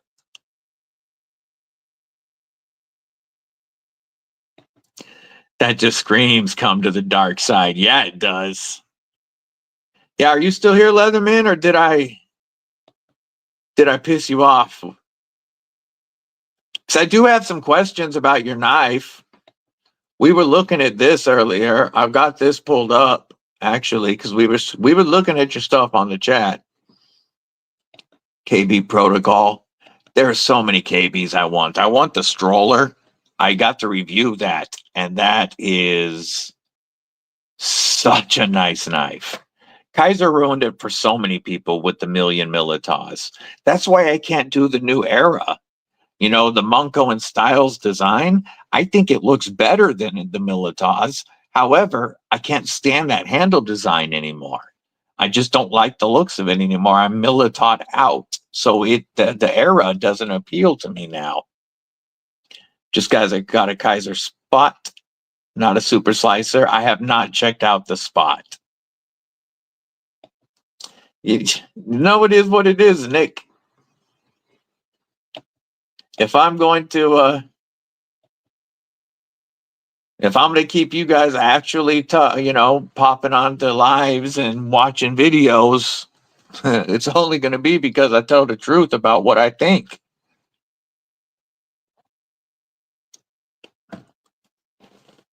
Most likely, Jim. I think the Kaiser, I prefer the Kaiser Veritas design to the Milita. And I think that there's been several Veritas designs that I liked. I do like the Nostalgia Play. This one's only $70. This is a good looking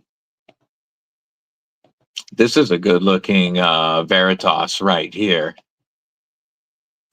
It's just got more style. I think it's a better looking knife. And they haven't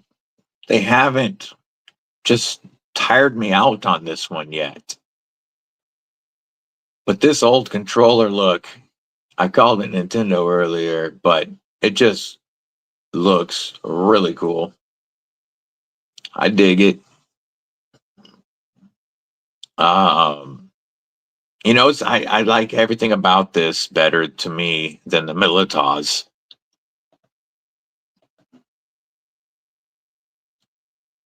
The Bastide Psyop, that's a good looking one. Yay. Tough Knives does some awesome stuff. Oh, another KB, the Arkubi that I want. I want the Silo. That was a fun one to review.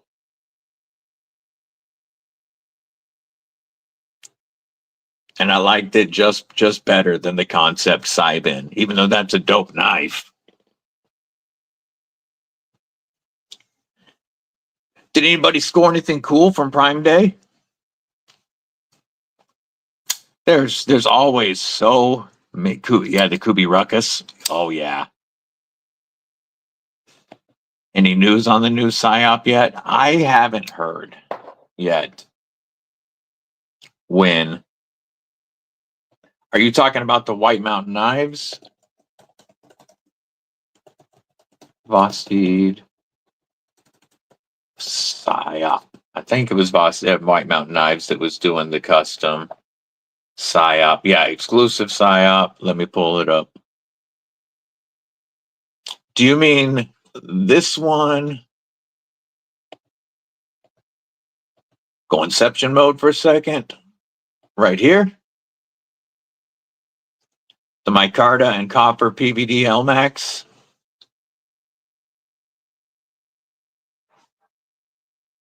That looks so nice.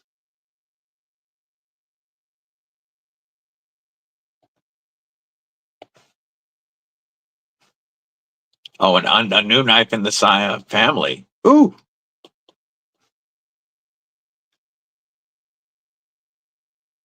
Yeah, I haven't seen that one. Let me pull up Bastide's website.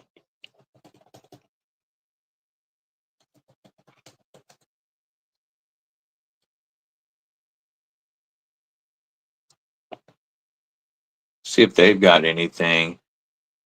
The Vombat looks really interesting to me. That does look really cool. See if they've got, do they have anything like coming soon? I don't see any like coming soon on here on the Boss Steed website. Oh, one that I want. The top liner locks that I want the most from Boss Steed. I'm going to share this real quick. Yeah, the concept bar looks sick. Got an O-Light sphere for $11.99. Yay, yay. Hey, Bluminati, have a fantastic day. Give Twisted Sis a big hug and kiss for us. The Vosti Gavco is possibly my favorite Vosti that I've ever handled. I like this a lot. I reviewed this and I want this. But the other one, oops. Come on, don't give me this crap. Let's do Loctite. Top liner. Oh, look at those psyops with the fat carbon and LMAX. Those are pretty. Where is... There's the Ars Chaos. That was pretty cool. But I want a Hedgehog. Yo, this Naga is kind of cool. That's what I want right here. I want a Hedgehog. I love the ergos of the Hedgehog. This is, actually, I think I would rather have this than the Gavco, just because this is more comfortable in hand. And then the Ankylo is pretty hype, and I would like to check one out now that I've checked out a shilling. But I want one of these. I want a shilling. Just like that. Aluminum and LMAX. Hell yeah. Hey, Steinman, member Kripple Krew Inc. What's going on? Good to see you. Really hope Tenable releases some fin rears again. Well, they're working on the new crossbar locks and button compression lock. A custom nurse. Ooh, that would be awesome. Gapco stuff is beautiful. They're doing a lot of the new styles of fin rear. Crossbar, button compression, and new milling and such first before they release any of the old other Tenable or any of the other fin rears. Bossy Hedgehog is top 5 Chinese knives. When I got to handle it, I fell in love with that. I'm going to get one, not I wish.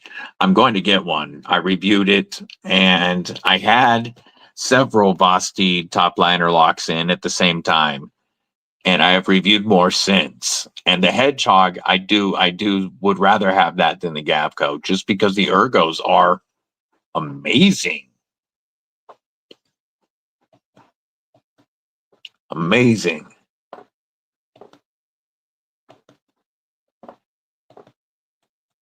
Did they do an Ultim Hedgehog? I didn't think so. Not yet. So far, their only Ultim knives are the County Com collabs. And I need to get the Talarurus. I'm waiting on a commission payment, and then I'm going to get the Talarurus. Yes, and a new premium version with Concept. Concept's doing crossbars too on the fin rear.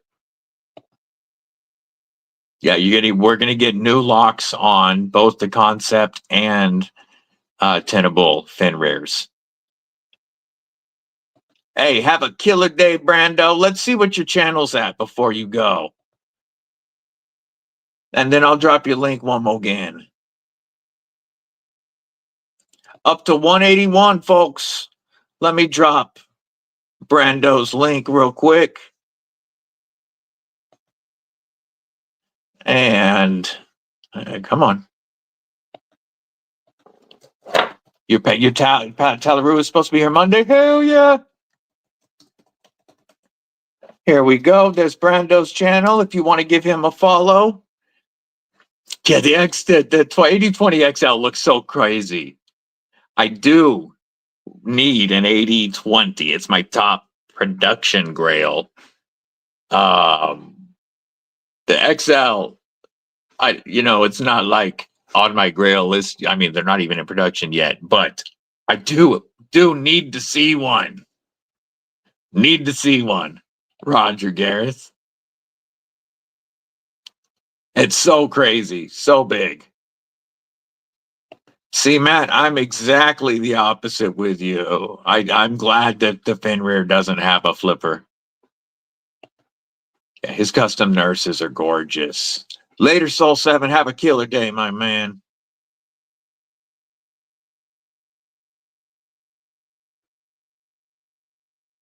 I saw something about that.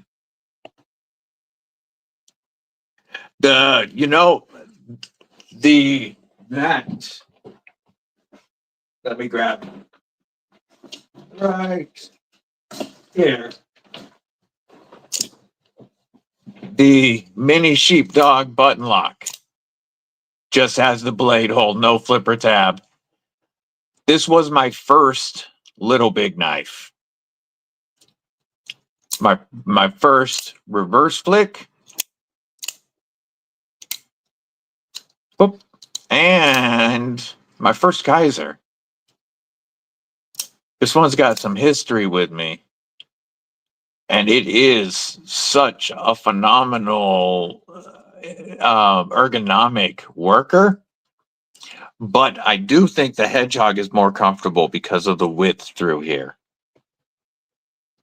8020. Oh, that's gorgeous. Yeah, 8020 is my top production grail. I have two 20.5s, an Aus 10 shark foot with Rip's Garage Tech scales, and Lynch Northwest clip. And then I have the DLT exclusive 3V Tonto with a Lynch clip that I haven't upgraded the scales on yet. And the Shark Lock is my favorite lock of all time. The Shark Cub is one of my top EDC slicers. I love this Shark Cub. You got that Shark Lock with an actual thin and slicey blade. And I've been a huge fan of this. I appreciate that, Nick. I do.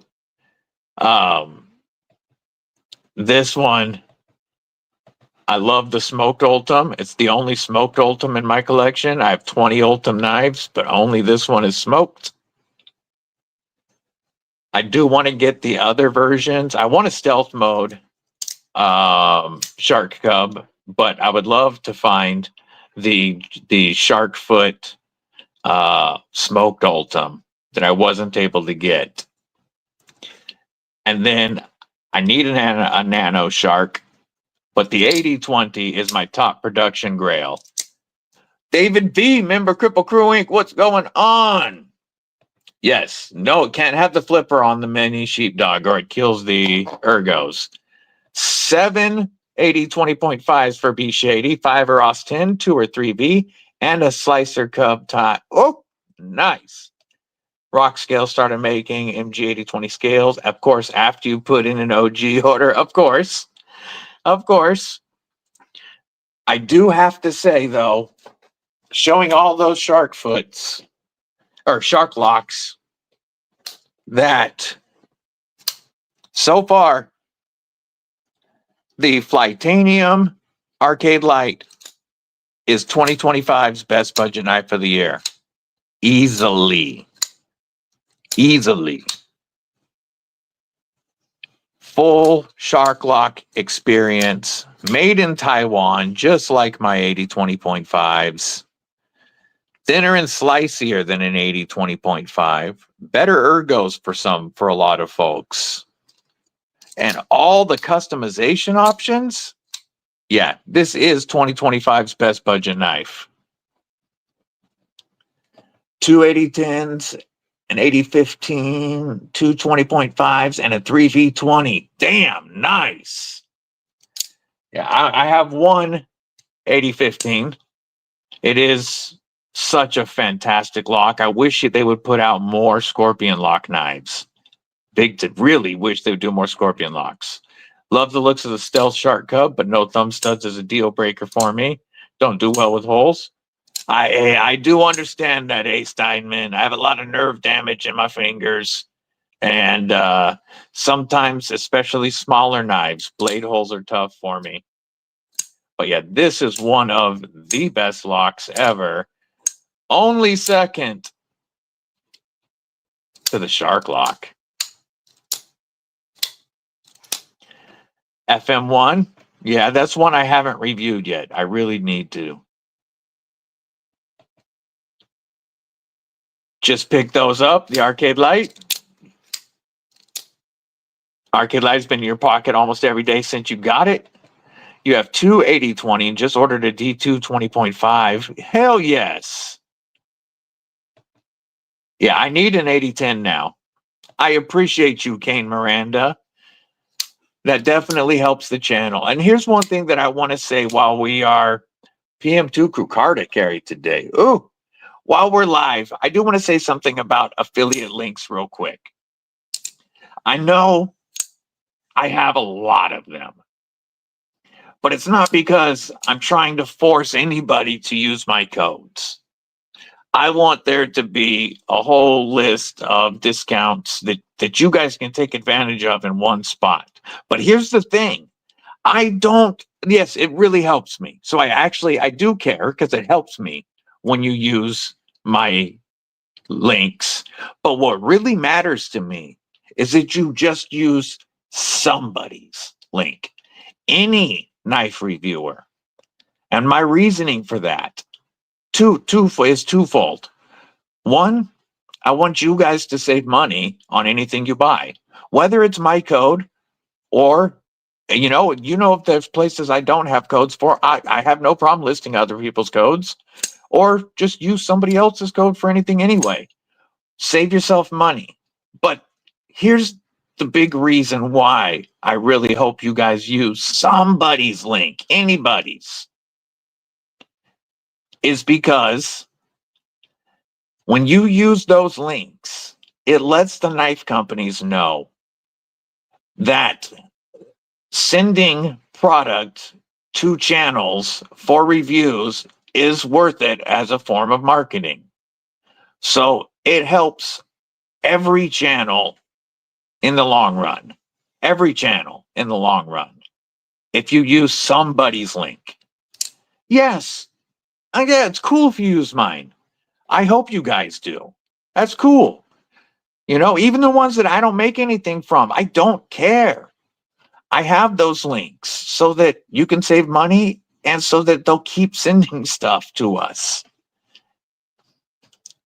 I do. I appreciate you guys. I really do. My main codes that I use are G-balls. It's funny. I don't use my own codes. I ask you guys to use mine, but it feels weird for me to purchase with my own code. And I use G-ball codes when I purchase. But the biggest, most important thing is that you're saving money and the companies know that it works sending product to channels. I don't know why I'm flashing this knife for that because I bought this knife. Here, the companies know, like Flytanium wants to send me more stuff because of you guys. They sent me the beef, which is in the running for my top under $60 knives right now, especially because you can get the S90V blade for it for $72, and this knife is only $54 after discount. And we're going to be working on some other stuff together, and that's because you guys use the codes. So I appreciate everybody that does use my code, but really just use somebody's. Just use somebody's. I don't care if you use G-Balls, Lefties, Dark Waters, Mad Yako. I mean, there's so many great channels. And I want everybody to be successful. I'm not trying to be greedy. Yeah, let Tri-State know you're coming for them. You know, I'm not trying to be greedy. I'm not making a bunch of money from this channel. I'm trying to cover shipping, and we're getting close to doing that, which is awesome. And I appreciate that. But use somebody's code.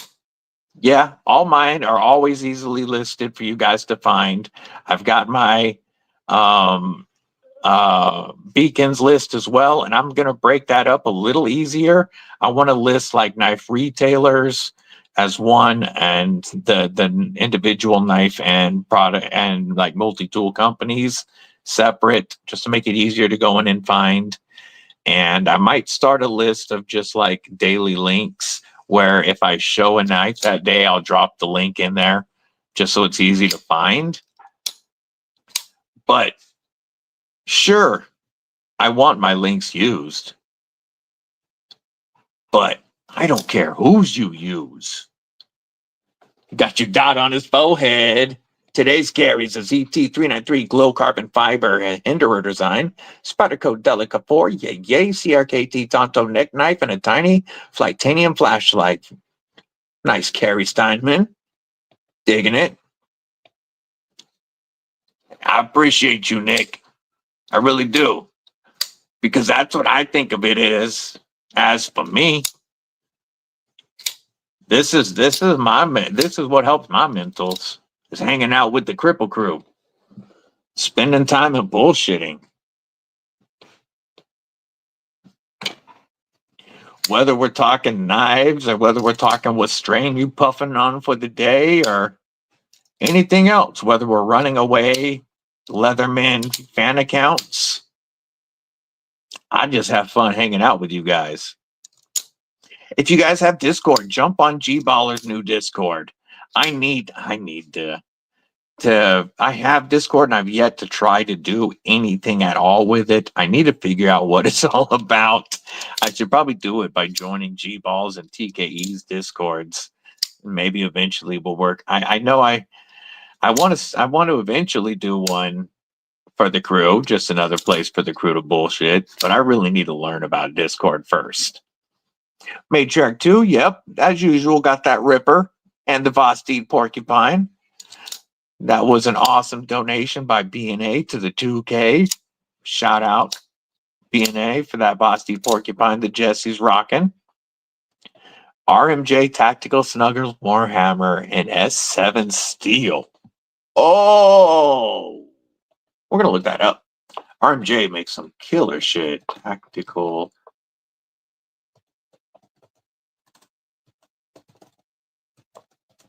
I'll let that Google that real quick. S7 limited edition.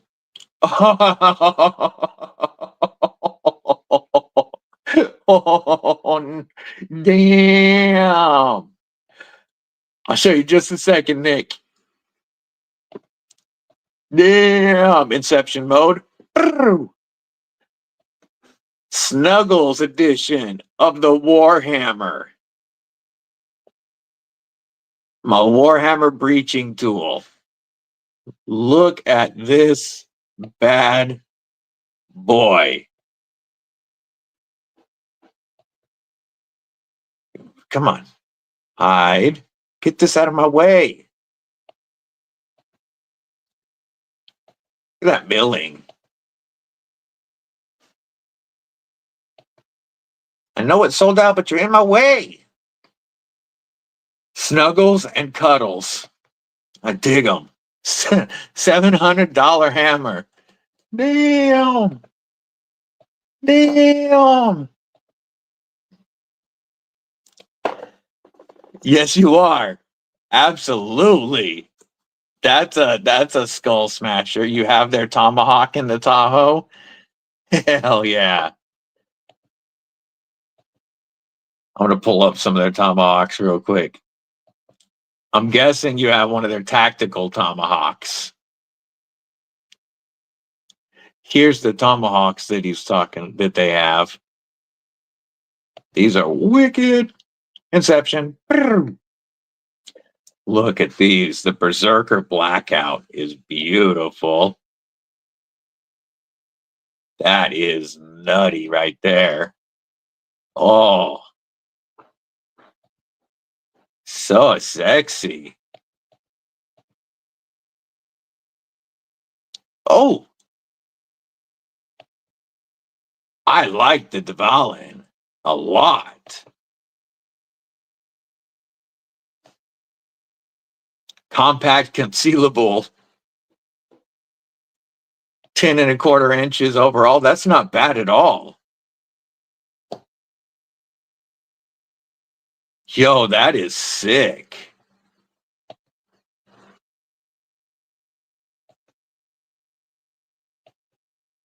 Savage stainless. No, I like the OD. Damn. Do you want Tim to make some battle axes? Got to get 2 to dual wield. Yes. Can't afford a $600 tomahawk. I hear that. Sog tomahawk. Sog tomahawk.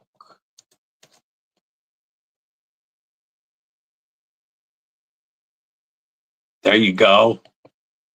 If you want to get one for about 1/10 of the price. Sog also makes a bunch of types of tomahawk that you can check out. And they're under $60.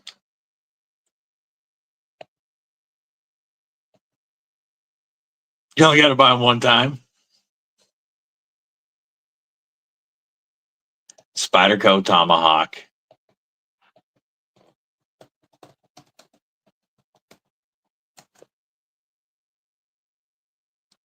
Oh,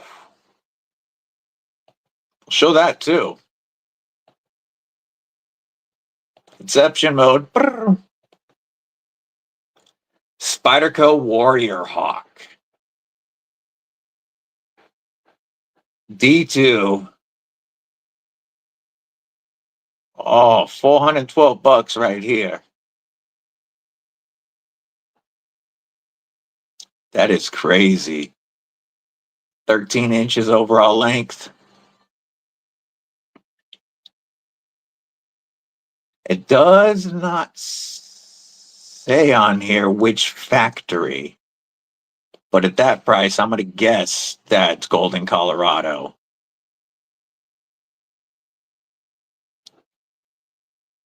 Wish I was wealthy, yes.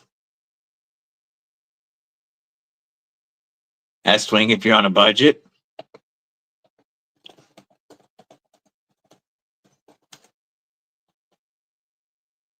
Oh, yeah. There you go. $40 to $50 for the S-Twings. You can get them on Amazon even.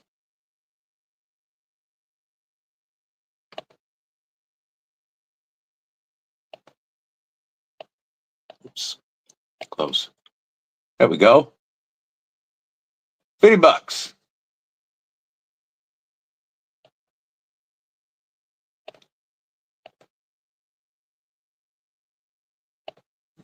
It sounds like a set of you guys have checked out.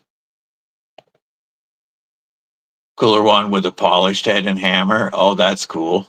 Let's pull that up.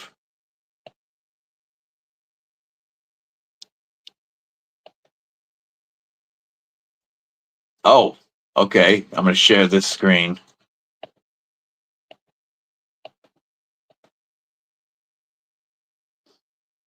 Spyderco Ginzo Hatchet Hawk Utility Hawk. Got a hammer on it and the blade.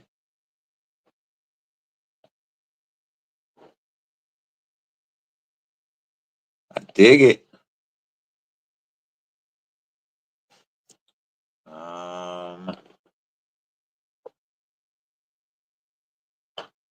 Let's look at the other side.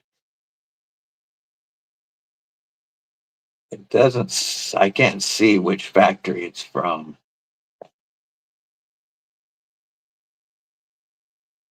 NC, USA.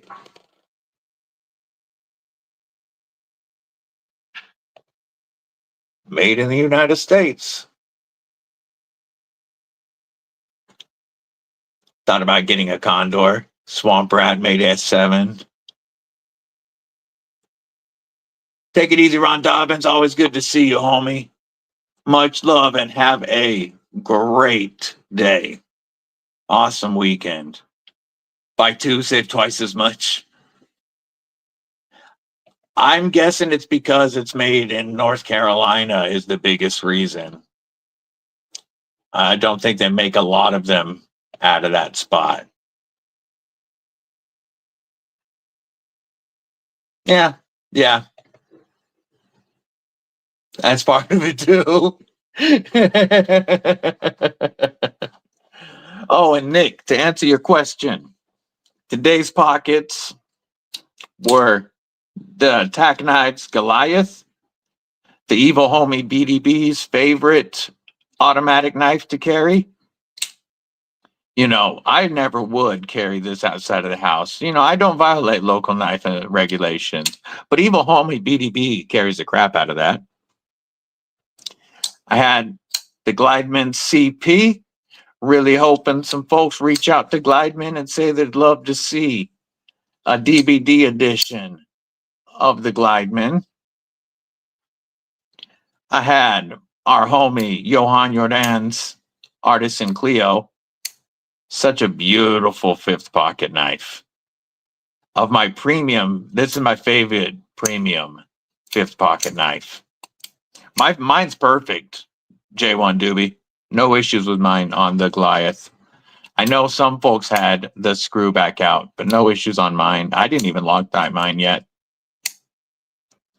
Oh yeah, and I do have other pockets to show from the Instagram. I forgot about that. I'll show those in a moment, folks. Homie, Fabster runs Molsec Noise. This was Sheep's Foot Saturday, by the way, if you're wondering why the sheep's feet. Sheep's Foot Saturday, Molsec Noise, one of my favorite EDC fixie budget fixies to come out of 2025. I love that it's not just plain style. Even though I had that fixie, Lagatha was on my belt because Lagatha lives on my belt. And then in the pouch was the Boker Plus Atlas lockback. Such a great little pouch, wallet, purse, car visor, just a thin D2 blade with a perfect shape for making quick EDC cuts if you just need a blade. That was today's pockets. Chops taste better. Yeah, I'm sure over there though you eat all the pieces. We'll look at some Instagram pocket checks. We got Tristan's, also known as projectiles are sharp, rocking the Crew Carta Para 3 and a Manix 2 lightweight. Nice Spyderco Saturday carry. Gareth got the Jimmy Crow Custom Artisan and his pimped out titanium bug out, as well as the mini buoy or Tonto from Cold Steel. Nice pockets. If anybody else wants to show their pockets, feel free to shoot me a message on Instagram. Yes, he got a mat done that looks sick. I need to figure out what I'm gonna do mat wise now. since my original plan to have Bluminati laser a leather mat isn't going to work for a little while. Tornado had other ideas.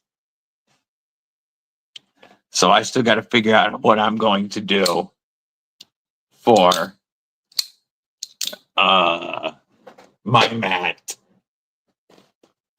I had a leather mat that was like an olive green. It was a little bigger than this.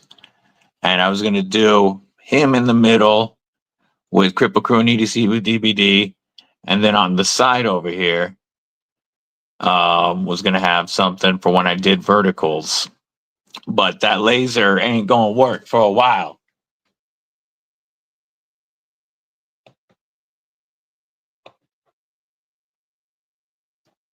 All right, I can do that, homie.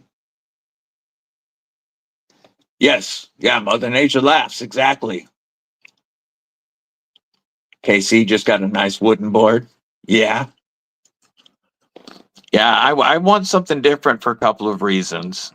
I'm not a fan of really shooting over this color anymore. I'm kind of getting tired of shooting over the glow-in-the-dark color. And I have to cover the center of it every time because I don't show off the Blade HQ logo unless I'm going to specifically show, like, say, my Blade HQ exclusive Manix 2 or something. If I want to link to Blade HQ for a specific knife, I might show the logo, but I don't show the Blade HQ logo on any of my content. So that's why I want to get a new mat, a different color, but I don't want it to look like anybody else's.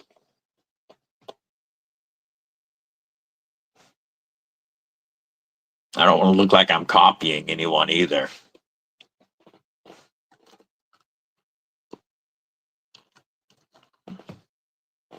But yeah, I definitely want to change up the color. Get off of that glow-in-the-dark color as my background.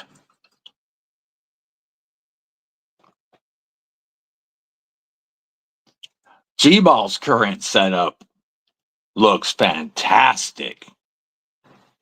With the wood tray in the center for the knife. And then EDC accoutrement off to the side of the tray. That looks phenomenal. You know, I'm not copying that look. I'm just saying G-Ball's setup looks great. It really it's very clear when you're watching videos. Oh, this is the picture that Garrett sent.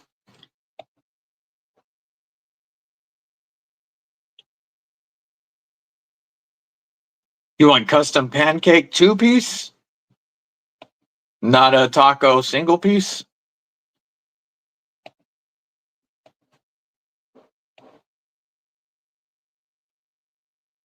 There's Kelly's mat. War Room. Yay, yay. And of course, Dark Water. Very cool.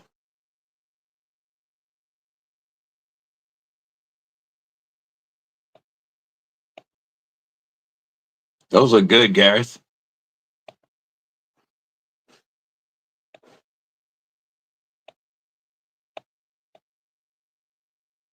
Oh! Oh! I'm going to show G-Ball's carry. Oh!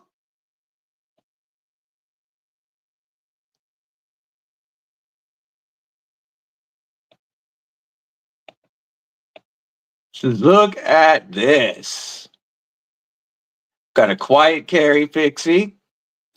We've got the full-size Griffin from Katuo. A Damas Steel Nimble. Brian Brown Jaeger. Damn, that's hot. And a quiet carry. Oh, beautiful carry today. I still need to check out quiet carry.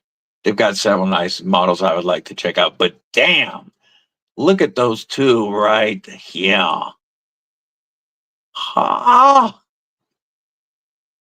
that Griffin is such a great knife. I like the mini Griffin too.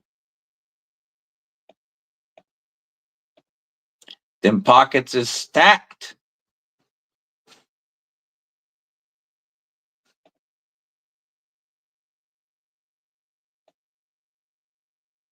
Yeah, that middle one, the EMP with the Damasteel. Woo-hoo.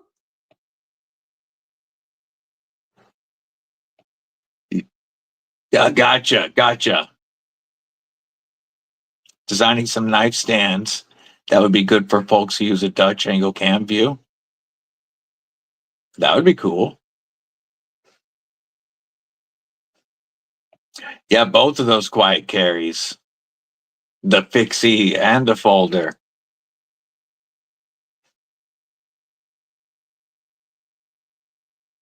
And that was some stacked buckets.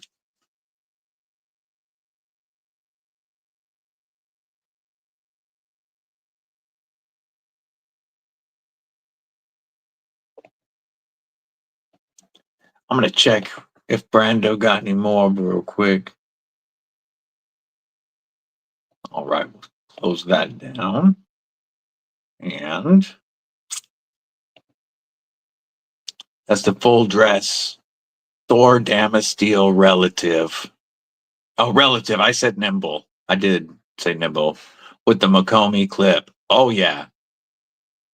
Or Mokume.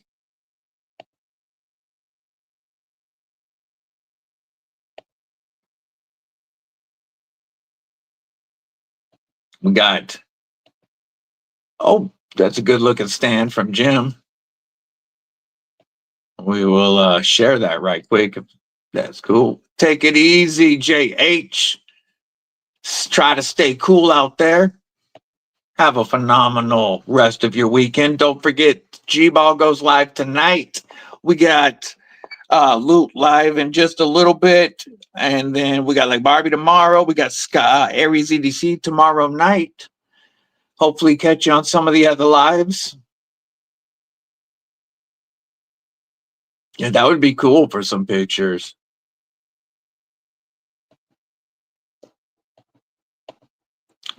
Here's the back of the relative and the Jaeger.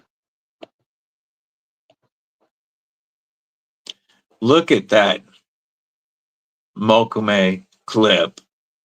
And then we got Zerkatai over here. I thought that was Timascus at first. That's Zerkatai. Damn. Those two right there. This Jaeger. That blade shape has always gave me a semi.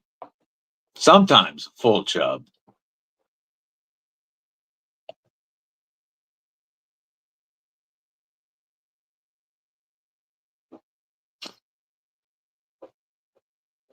It was kind of funny that Leatherman fan did not last long in the channel. I was going to ask him what he thought of the knives.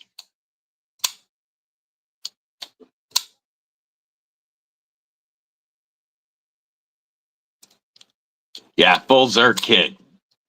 Yeah, that looks beautiful. You can see it on the pivot collar too.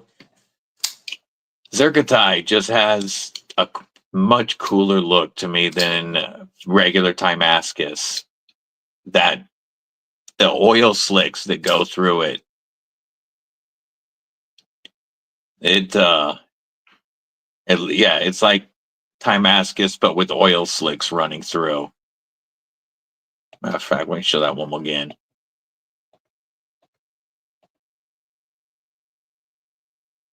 Yeah, you get that Timascus look, but with the oils, kind of like an oil slick effect. You got it on the full back spacer and pivot collar.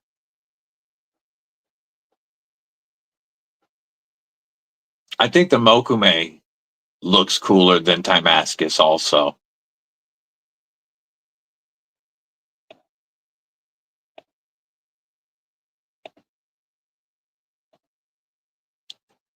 Yeah, Zerk and Mokame are beautiful. Regular Timascus, it looks great on some knives. I'm not saying anything bad against it. It just doesn't get me hot and bothered. But Zerkatai and Mokame, they make me go, damn.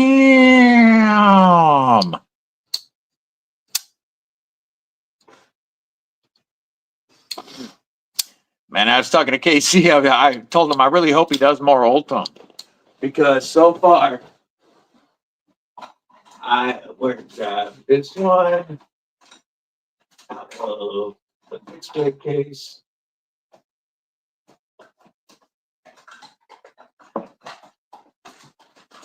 There we are.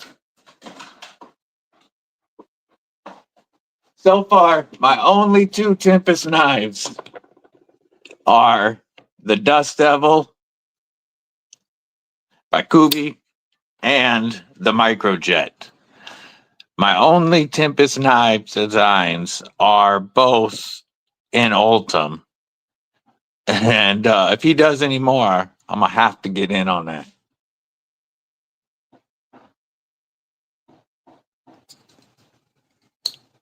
This was my first EDC fixie. And it's what got me hooked on carrying one on my belt every day. Plain Jane Zirconium is, I like Plain Jane Zirconium better than Titanium or Timascus. Just the solid dark look of it. Like Kurt White, what's going on? You checked out the Gen X Primark, didn't you, G-Ball? That Chinese mid-tech? I really liked the zirconium thumb studs on that.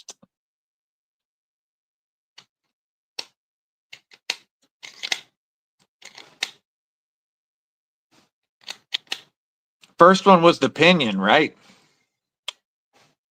No. His first design that was produced, was it the Pinion? I like the Pinion a lot. It reminds me kind of a folder of this, just with, more of a sheep footy blade. I like the microburst. I want a microburst. That's one of the more comfortable fifth pocket knives I've handled. The Supercell was phenomenal. Yeah, the Mach 71 first, but it didn't sell it. Yeah, the first production, so the Pinion. Yay. I like the Pinion design a lot. The Pinion, the Microburst, the Supercell, and the new Thunderhead. Oh.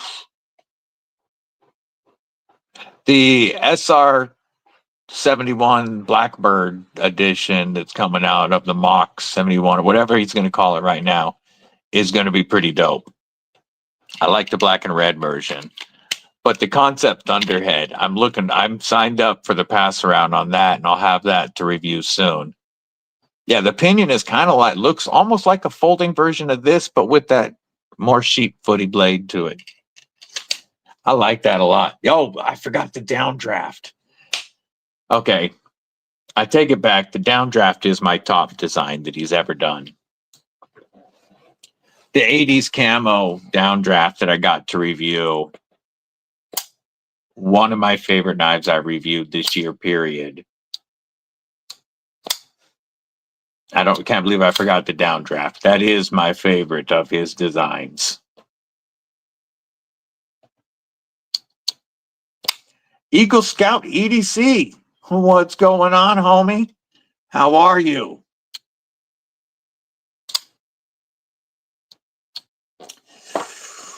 I gotta remember which one that is. Let me look it up real quick. Tempest Knives Tornado. Is that coming up, or is that?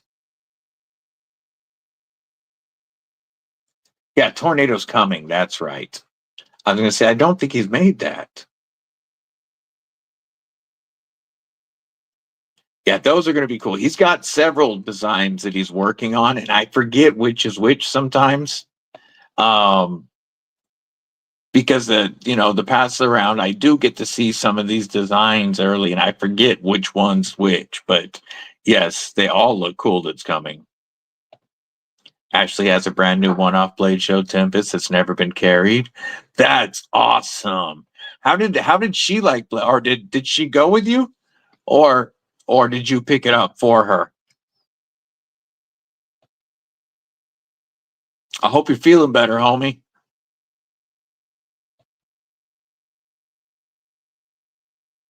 Yeah, the Thunderhead is probably, I think, the second coolest looking design of his. I haven't handled a Thunderhead yet, but Downdraft first, Thunderhead next, and then honestly, my next favorite after, like, design wise, after the Thunderhead is the micro burst. I like all of his designs, but those would be my top 3 favorites of his designs.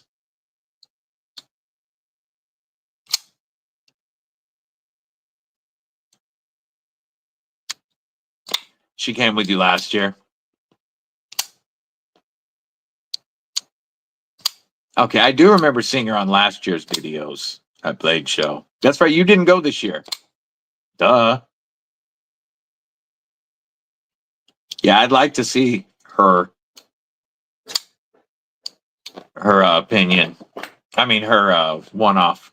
Yeah, the good thing is, and this is what I plan on doing now that I know, now that we actually talked about it, is I want to keep, because I've got the Ultim. So obviously I want to keep the Ultim scales, but I'm going to have Brian F. make me some glow liners to make this wider. If you don't care about keeping your stock scales, Brian F. can make you a set of customs that'll be thicker. And they'd be nice. He's done one out of walnut that is gorgeous, but he can do micarta, G10, glow liners, that kind of crap. I'm going to do glow liners for this one and keep my Ultim. I don't want to get rid of the Ultim. Hey, Steinman, have a great one. I hope you have a killer weekend. Tell your father hello from the Kripple Krew. You like dark mode? Yay. Yeah, shout out to Brian F., Mitten State EDC, also a member of the EDC Roundtable, where you can get his custom handmade stuff like scales or ferro rods or awls. This is a Brian F. awl. He also makes really sick carbon fiber dab spoons. I need to get one of his dab spoons from him. But Brian F. makes some awesome handmade stuff. He's on the EDC Roundtable, which is linked in the description. Casey has a lot of knives, yes. Keeping up with them, especially because, I also trying to keep up with the Devo drops and all the other stuff that we see. Oh, I like that. Here's Ashley's micro burst. That is such a perfect little big knife shape. And that fade die looks really cool on there. Hell yeah. I see more Ashley knives behind it. That's awesome. I can see she's got a theme.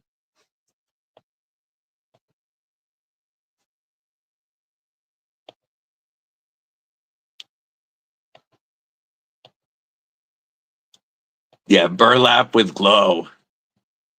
Yes, the way that he's done several, or not several, but I've seen a couple of the we've got it right here, muskrat, that he's done custom burlap scales with glow liners to make the muskrat scales thicker and more comfortable.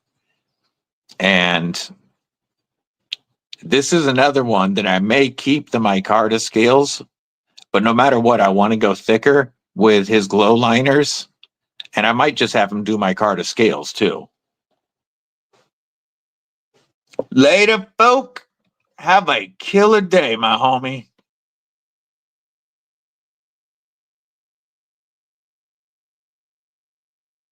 Yeah, he's the custom scales he's made for muskrats. He's also done some wooden scales that look great on it. She's got 2 nimble teeth. That's spoiled for sure. I appreciate you, William Hornbostel. This is Mrs. Deadly's Grail, G-Ball. She's only ever said of one knife that she understood what Grail knife meant now when she handled it. And it took me a lot of time and wheeling and dealing to get her the version 1 Purple Haze Tall Boy. She handled War Rooms, this setup. And when she held it, she looked at me and she said, "This is my Grail knife." And the chat knew I was trying to get a hold of one of these for a while. Funds was tight for show. They dropped the second versions. And oh, by the way, War Room traded away the one she wanted and ended up on her shit list for a while. Well, War Room got a version 2 with the black blade and traded it for this one that matched his original version. Whereas homie Jim Cox had picked up a few, realized the dark mode was one he wasn't keeping. So I bought the dark mode from the homie Jim, had that sent to War Room to trade for the version 1 satin Purple Haze, and got Mrs. Deadly her Grail knife. The Devo Tallboy is my top Devo Grail as well, but I don't have one yet. I would have been happy with the dark mode, but I wanted to get her hers. And so this is Mrs. Deadly's Grail knife.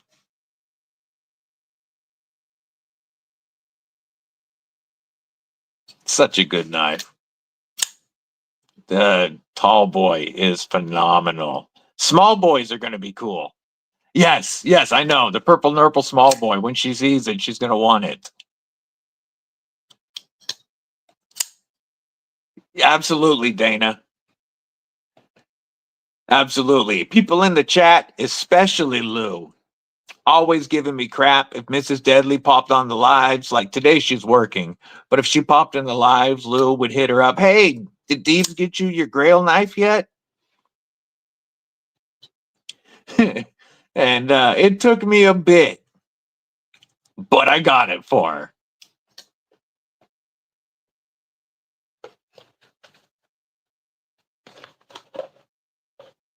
She does carry it, but she's at work, so it's in the office.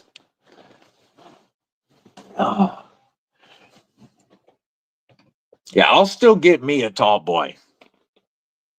But knowing she had a Grail knife, I had to make hers happen. You know, we have Grail lists.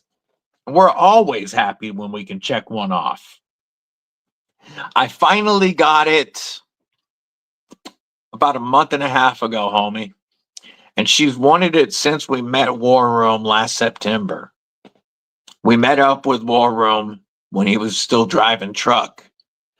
And he had a ton of knives with him that, of course, he and I were going through. And she was sitting at the table while we're doing this. And I flicked open his purple tall boy, and she went, "Oh, can I see that?" She looked up from her phone and goes, "Can I see that one?" And she was all over it.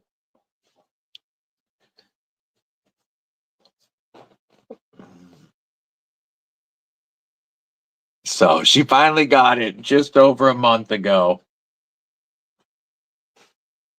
It would have been, oh, it was here when we got back from her dad's funeral in Texas. When we got back, her knife, her Grail knife, and my Grail that I had traded with War Room for were both here. So we got them on June 2nd. I got the Spyderco PM2, Wharncliffe Rendition, and CTS XHP, which was definitely higher on my personal Grail list than the tall boy. And she got the tall boy.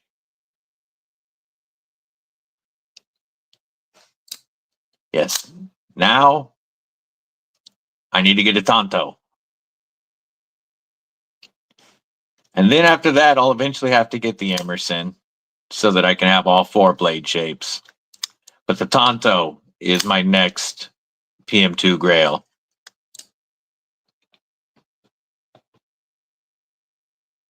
Yay. That's a good size case. I think, yes, this is a forever knife. This will never, ever, ever leave my collection. My other PM2, even though it's a standard S45 VN PM2, is also a forever knife for me because this was a gift for Father's Day from Mrs. Deadly and the Deadly Daughter. And got my Lynch clip. And this is the first set of custom Ultim scales I ever bought. These were River's Edge Cutlery exclusive Cerberus made in the USA scales. And I wanted to keep it American made. So this one's a forever knife in my collection because of who it came from. This one, who it came from is important because it came from my brother War Room. But it's also that Grail blade shape that I just cannot part with. Once I get a Tonto PM2, that will be a forever knife as well. But yeah, I need to put some CMEs on these, and this one needs scales.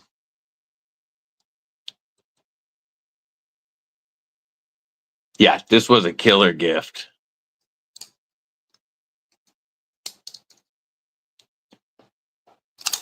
Yeah, that was the first set of Ultim scales I bought. They got here right after I got my Ultim Deca.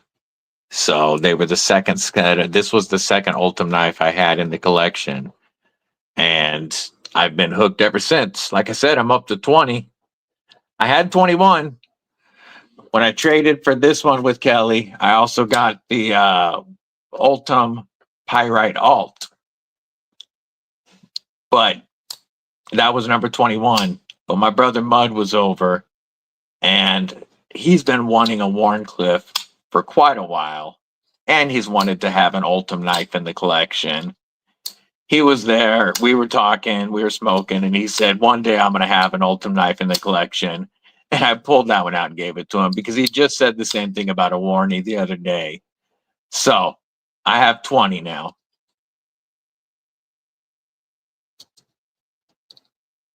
Ultim is definitely my favorite. I'm hooked on it, which is why my first collab has to be Ultim.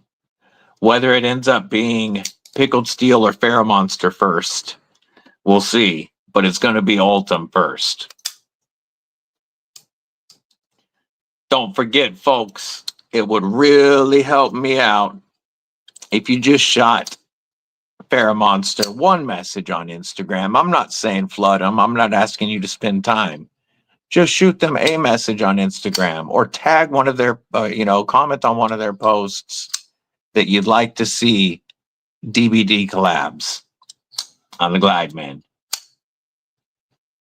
The changes we talked about, he's down with. I just got to push him over the edge. So again, what we'd be looking at is flipper delete, matte black DLC coating on all the hardware and blade and clip, lefty love, and Ultim scales on the CP. And then after that does well, doing a premium Glideman with their, I just had it right here. Where did I put? Oh, there it is. With their mirror DLC on the blade and all the hardware. Keeping the milled clip, but going with some lefty love and a carbon fiber show side on the Glideman. So this treatment to this knife. And they're strongly considering it. The CP Feist. Need a warning and a PM. Yes.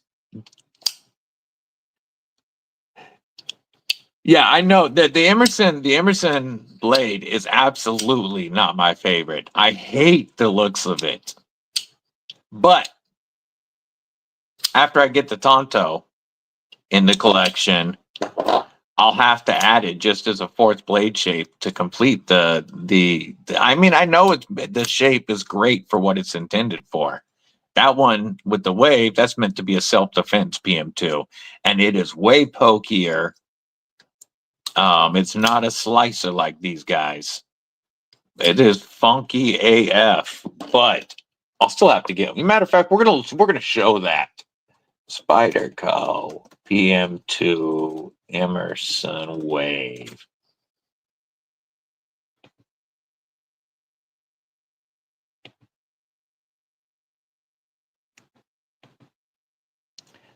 This right here.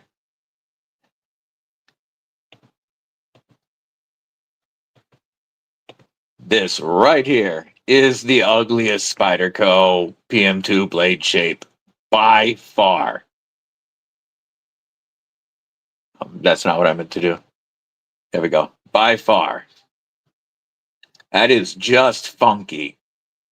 But as a beef jerky defender, it's also mad pokey.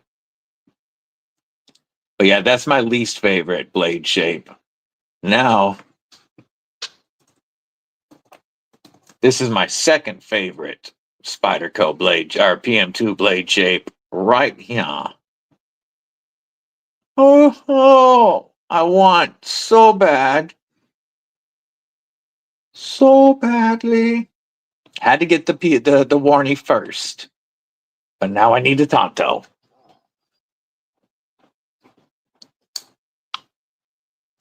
Yes, it would be cool if they did a clip point. Just to have another one. I don't blame you. I wouldn't give out. My Warnie will never go anywhere. I've already, as soon as I started posting pictures of my Warnie, I had people asking if I would sell it for $350, $400, and like it's not for sale. And if I get a Tonto, it'll be the same. It's funny. I like the. Oh, grab it. I like the platform of the Manix 2 better. The ergos to me are a little bit better. I mean, the PM2 is plenty ergonomic. I'm not saying it's not. But to me, the ergos on a Manix 2 are a little bit better. I like the ball lock a little bit better personally than the compression lock. I was carrying this more than my other PM2. But now that I've got the Warnie, it does get a lot of pocket time. Because it's still mad ergonomic. I just think that this is a little bit more comfortable.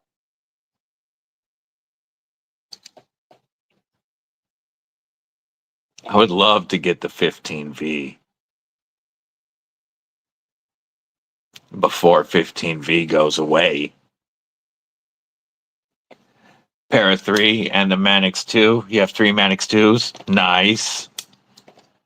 Yeah, this is my only Manix 2. I have reviewed the regular Manix with the G10 and such. I do want to upgrade these scales and the ball cage and the clip and all of that on this. But this one won't go anywhere because this was a grail for me. And this is a trade from my brother War Room. So I've traded for 2 Spyderco grails from my brother War Room that won't leave the collection ever. I really, really want to try a Sage 6 especially, but I also liked the feel of the Sage 5 in hand slightly more than the PM3 or Para 3. And I would really like to get, I mean, I still want a Para 3. I don't have a Para 3 or a Sage in the collection. But the Sage 6 with the button compression. Oh, yeah, Crewwear Manix 2 would be dope. I don't have any Spidey Crewwear. My only Crewwear currently is 100% custom with custom heat treat.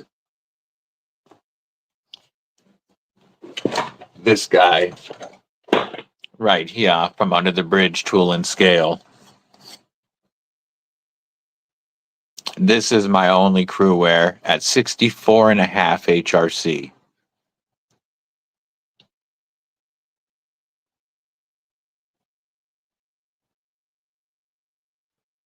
This was the first custom knife in my collection. And I could not believe it when I won this knife on Instagram. This was definitely the first $400 knife in the collection.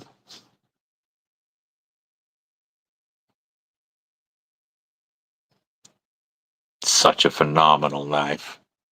Under the Bridge Tool and Scale does some amazing scales. His custom knives are beautiful, but he does awesome scales. AG Leatherworks American handmade sheath. Just a beautiful knife. I love that thing.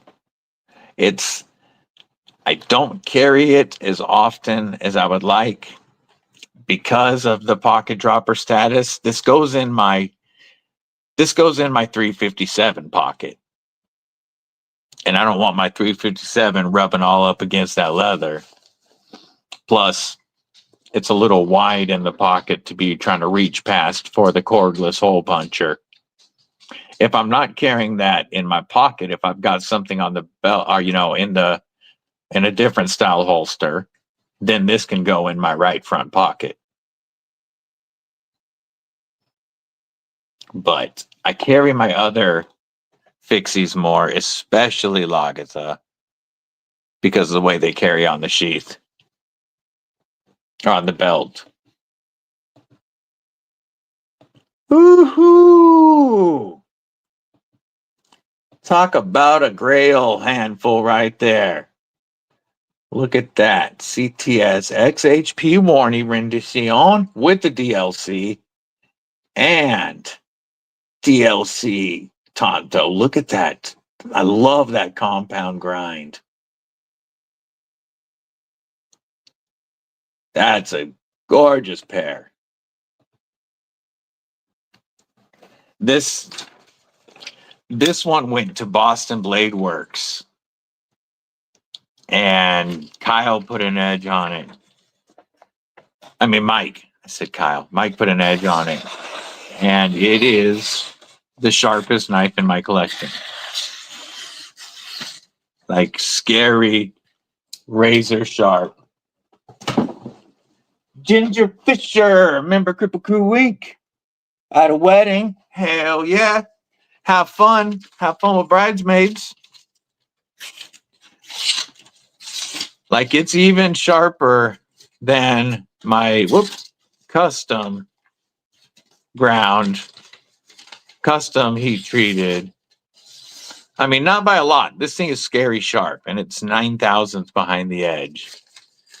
And yet my Para or my PM2 is still sharper.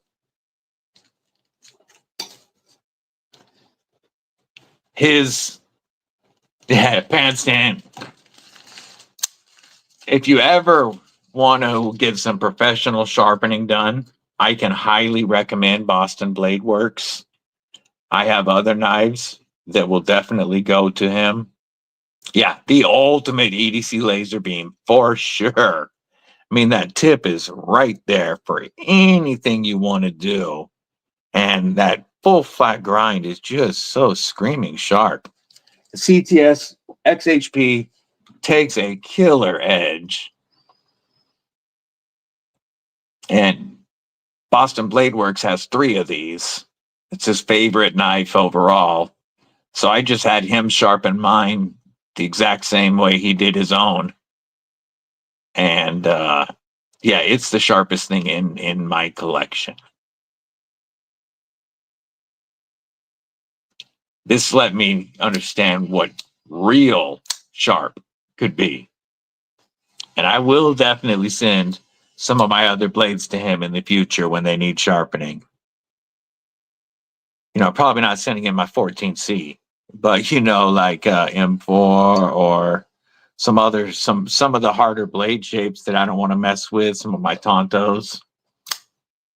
He is a great dude. His pricing is very fair.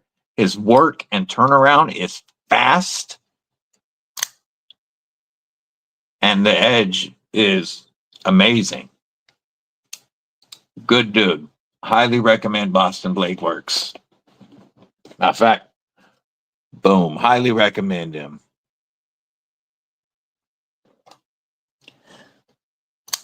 All right, folks. I believe Ron Crow is going right now. And I'd like to pop off. So if anybody wants to pop over on his and say hi, they can. We have Loot 10 Techs coming up in a bit. And don't forget, big homie G-Ball Vision going live tonight. If you're not a member of G-Ball Vision, it is, in my opinion, the most valuable knife tube membership, because there's always members only giveaways. Greg really takes care of his members. First channel I ever became a member to. I'm still a member of G-Ball Vision. He'll be live tonight. I'm going to try to be there, but I hope everybody can make it. And then, of course, tomorrow we've got Barbie Chambers EDC. We've got Scott at 5. Eagle Scout. We got Eagle Scout this evening. So a lot of lives, a lot of folks to support. Even if you can only pop in, say hi, and hit the like button, it helps out a lot. So, but as always, I hope you guys know I truly appreciate you spending part of your Saturday with me. I always have a blast with the Kripple Krew. 9:30 p.m. Eastern for Greg, 7 p.m. Central for Eagle Scout. Make sure to try to support knife tubers as much as you can. And you guys know I love the Kripple Krew. Much love to my EDC familia. And I try to remember at the end of the lives to say, don't suffer in silence. If you're having mentals, if you're having some bad mentals, reach out to somebody in this community. This community cares. And your mental health is important. You can hit me up on Instagram and we can talk. We can have a call if we need to. But if you're having problems and you need to talk to somebody, reach out to somebody in this community. It'll help. Don't suffer in silence. You guys have made such a big change to my mentals after becoming disabled that I like to just, if I can give back in any way, I will. If you need to talk to somebody, reach out. Other than that, see y'all on the lives. Have a killer weekend. Stay safe, stay frosty. Most importantly, stay deadly.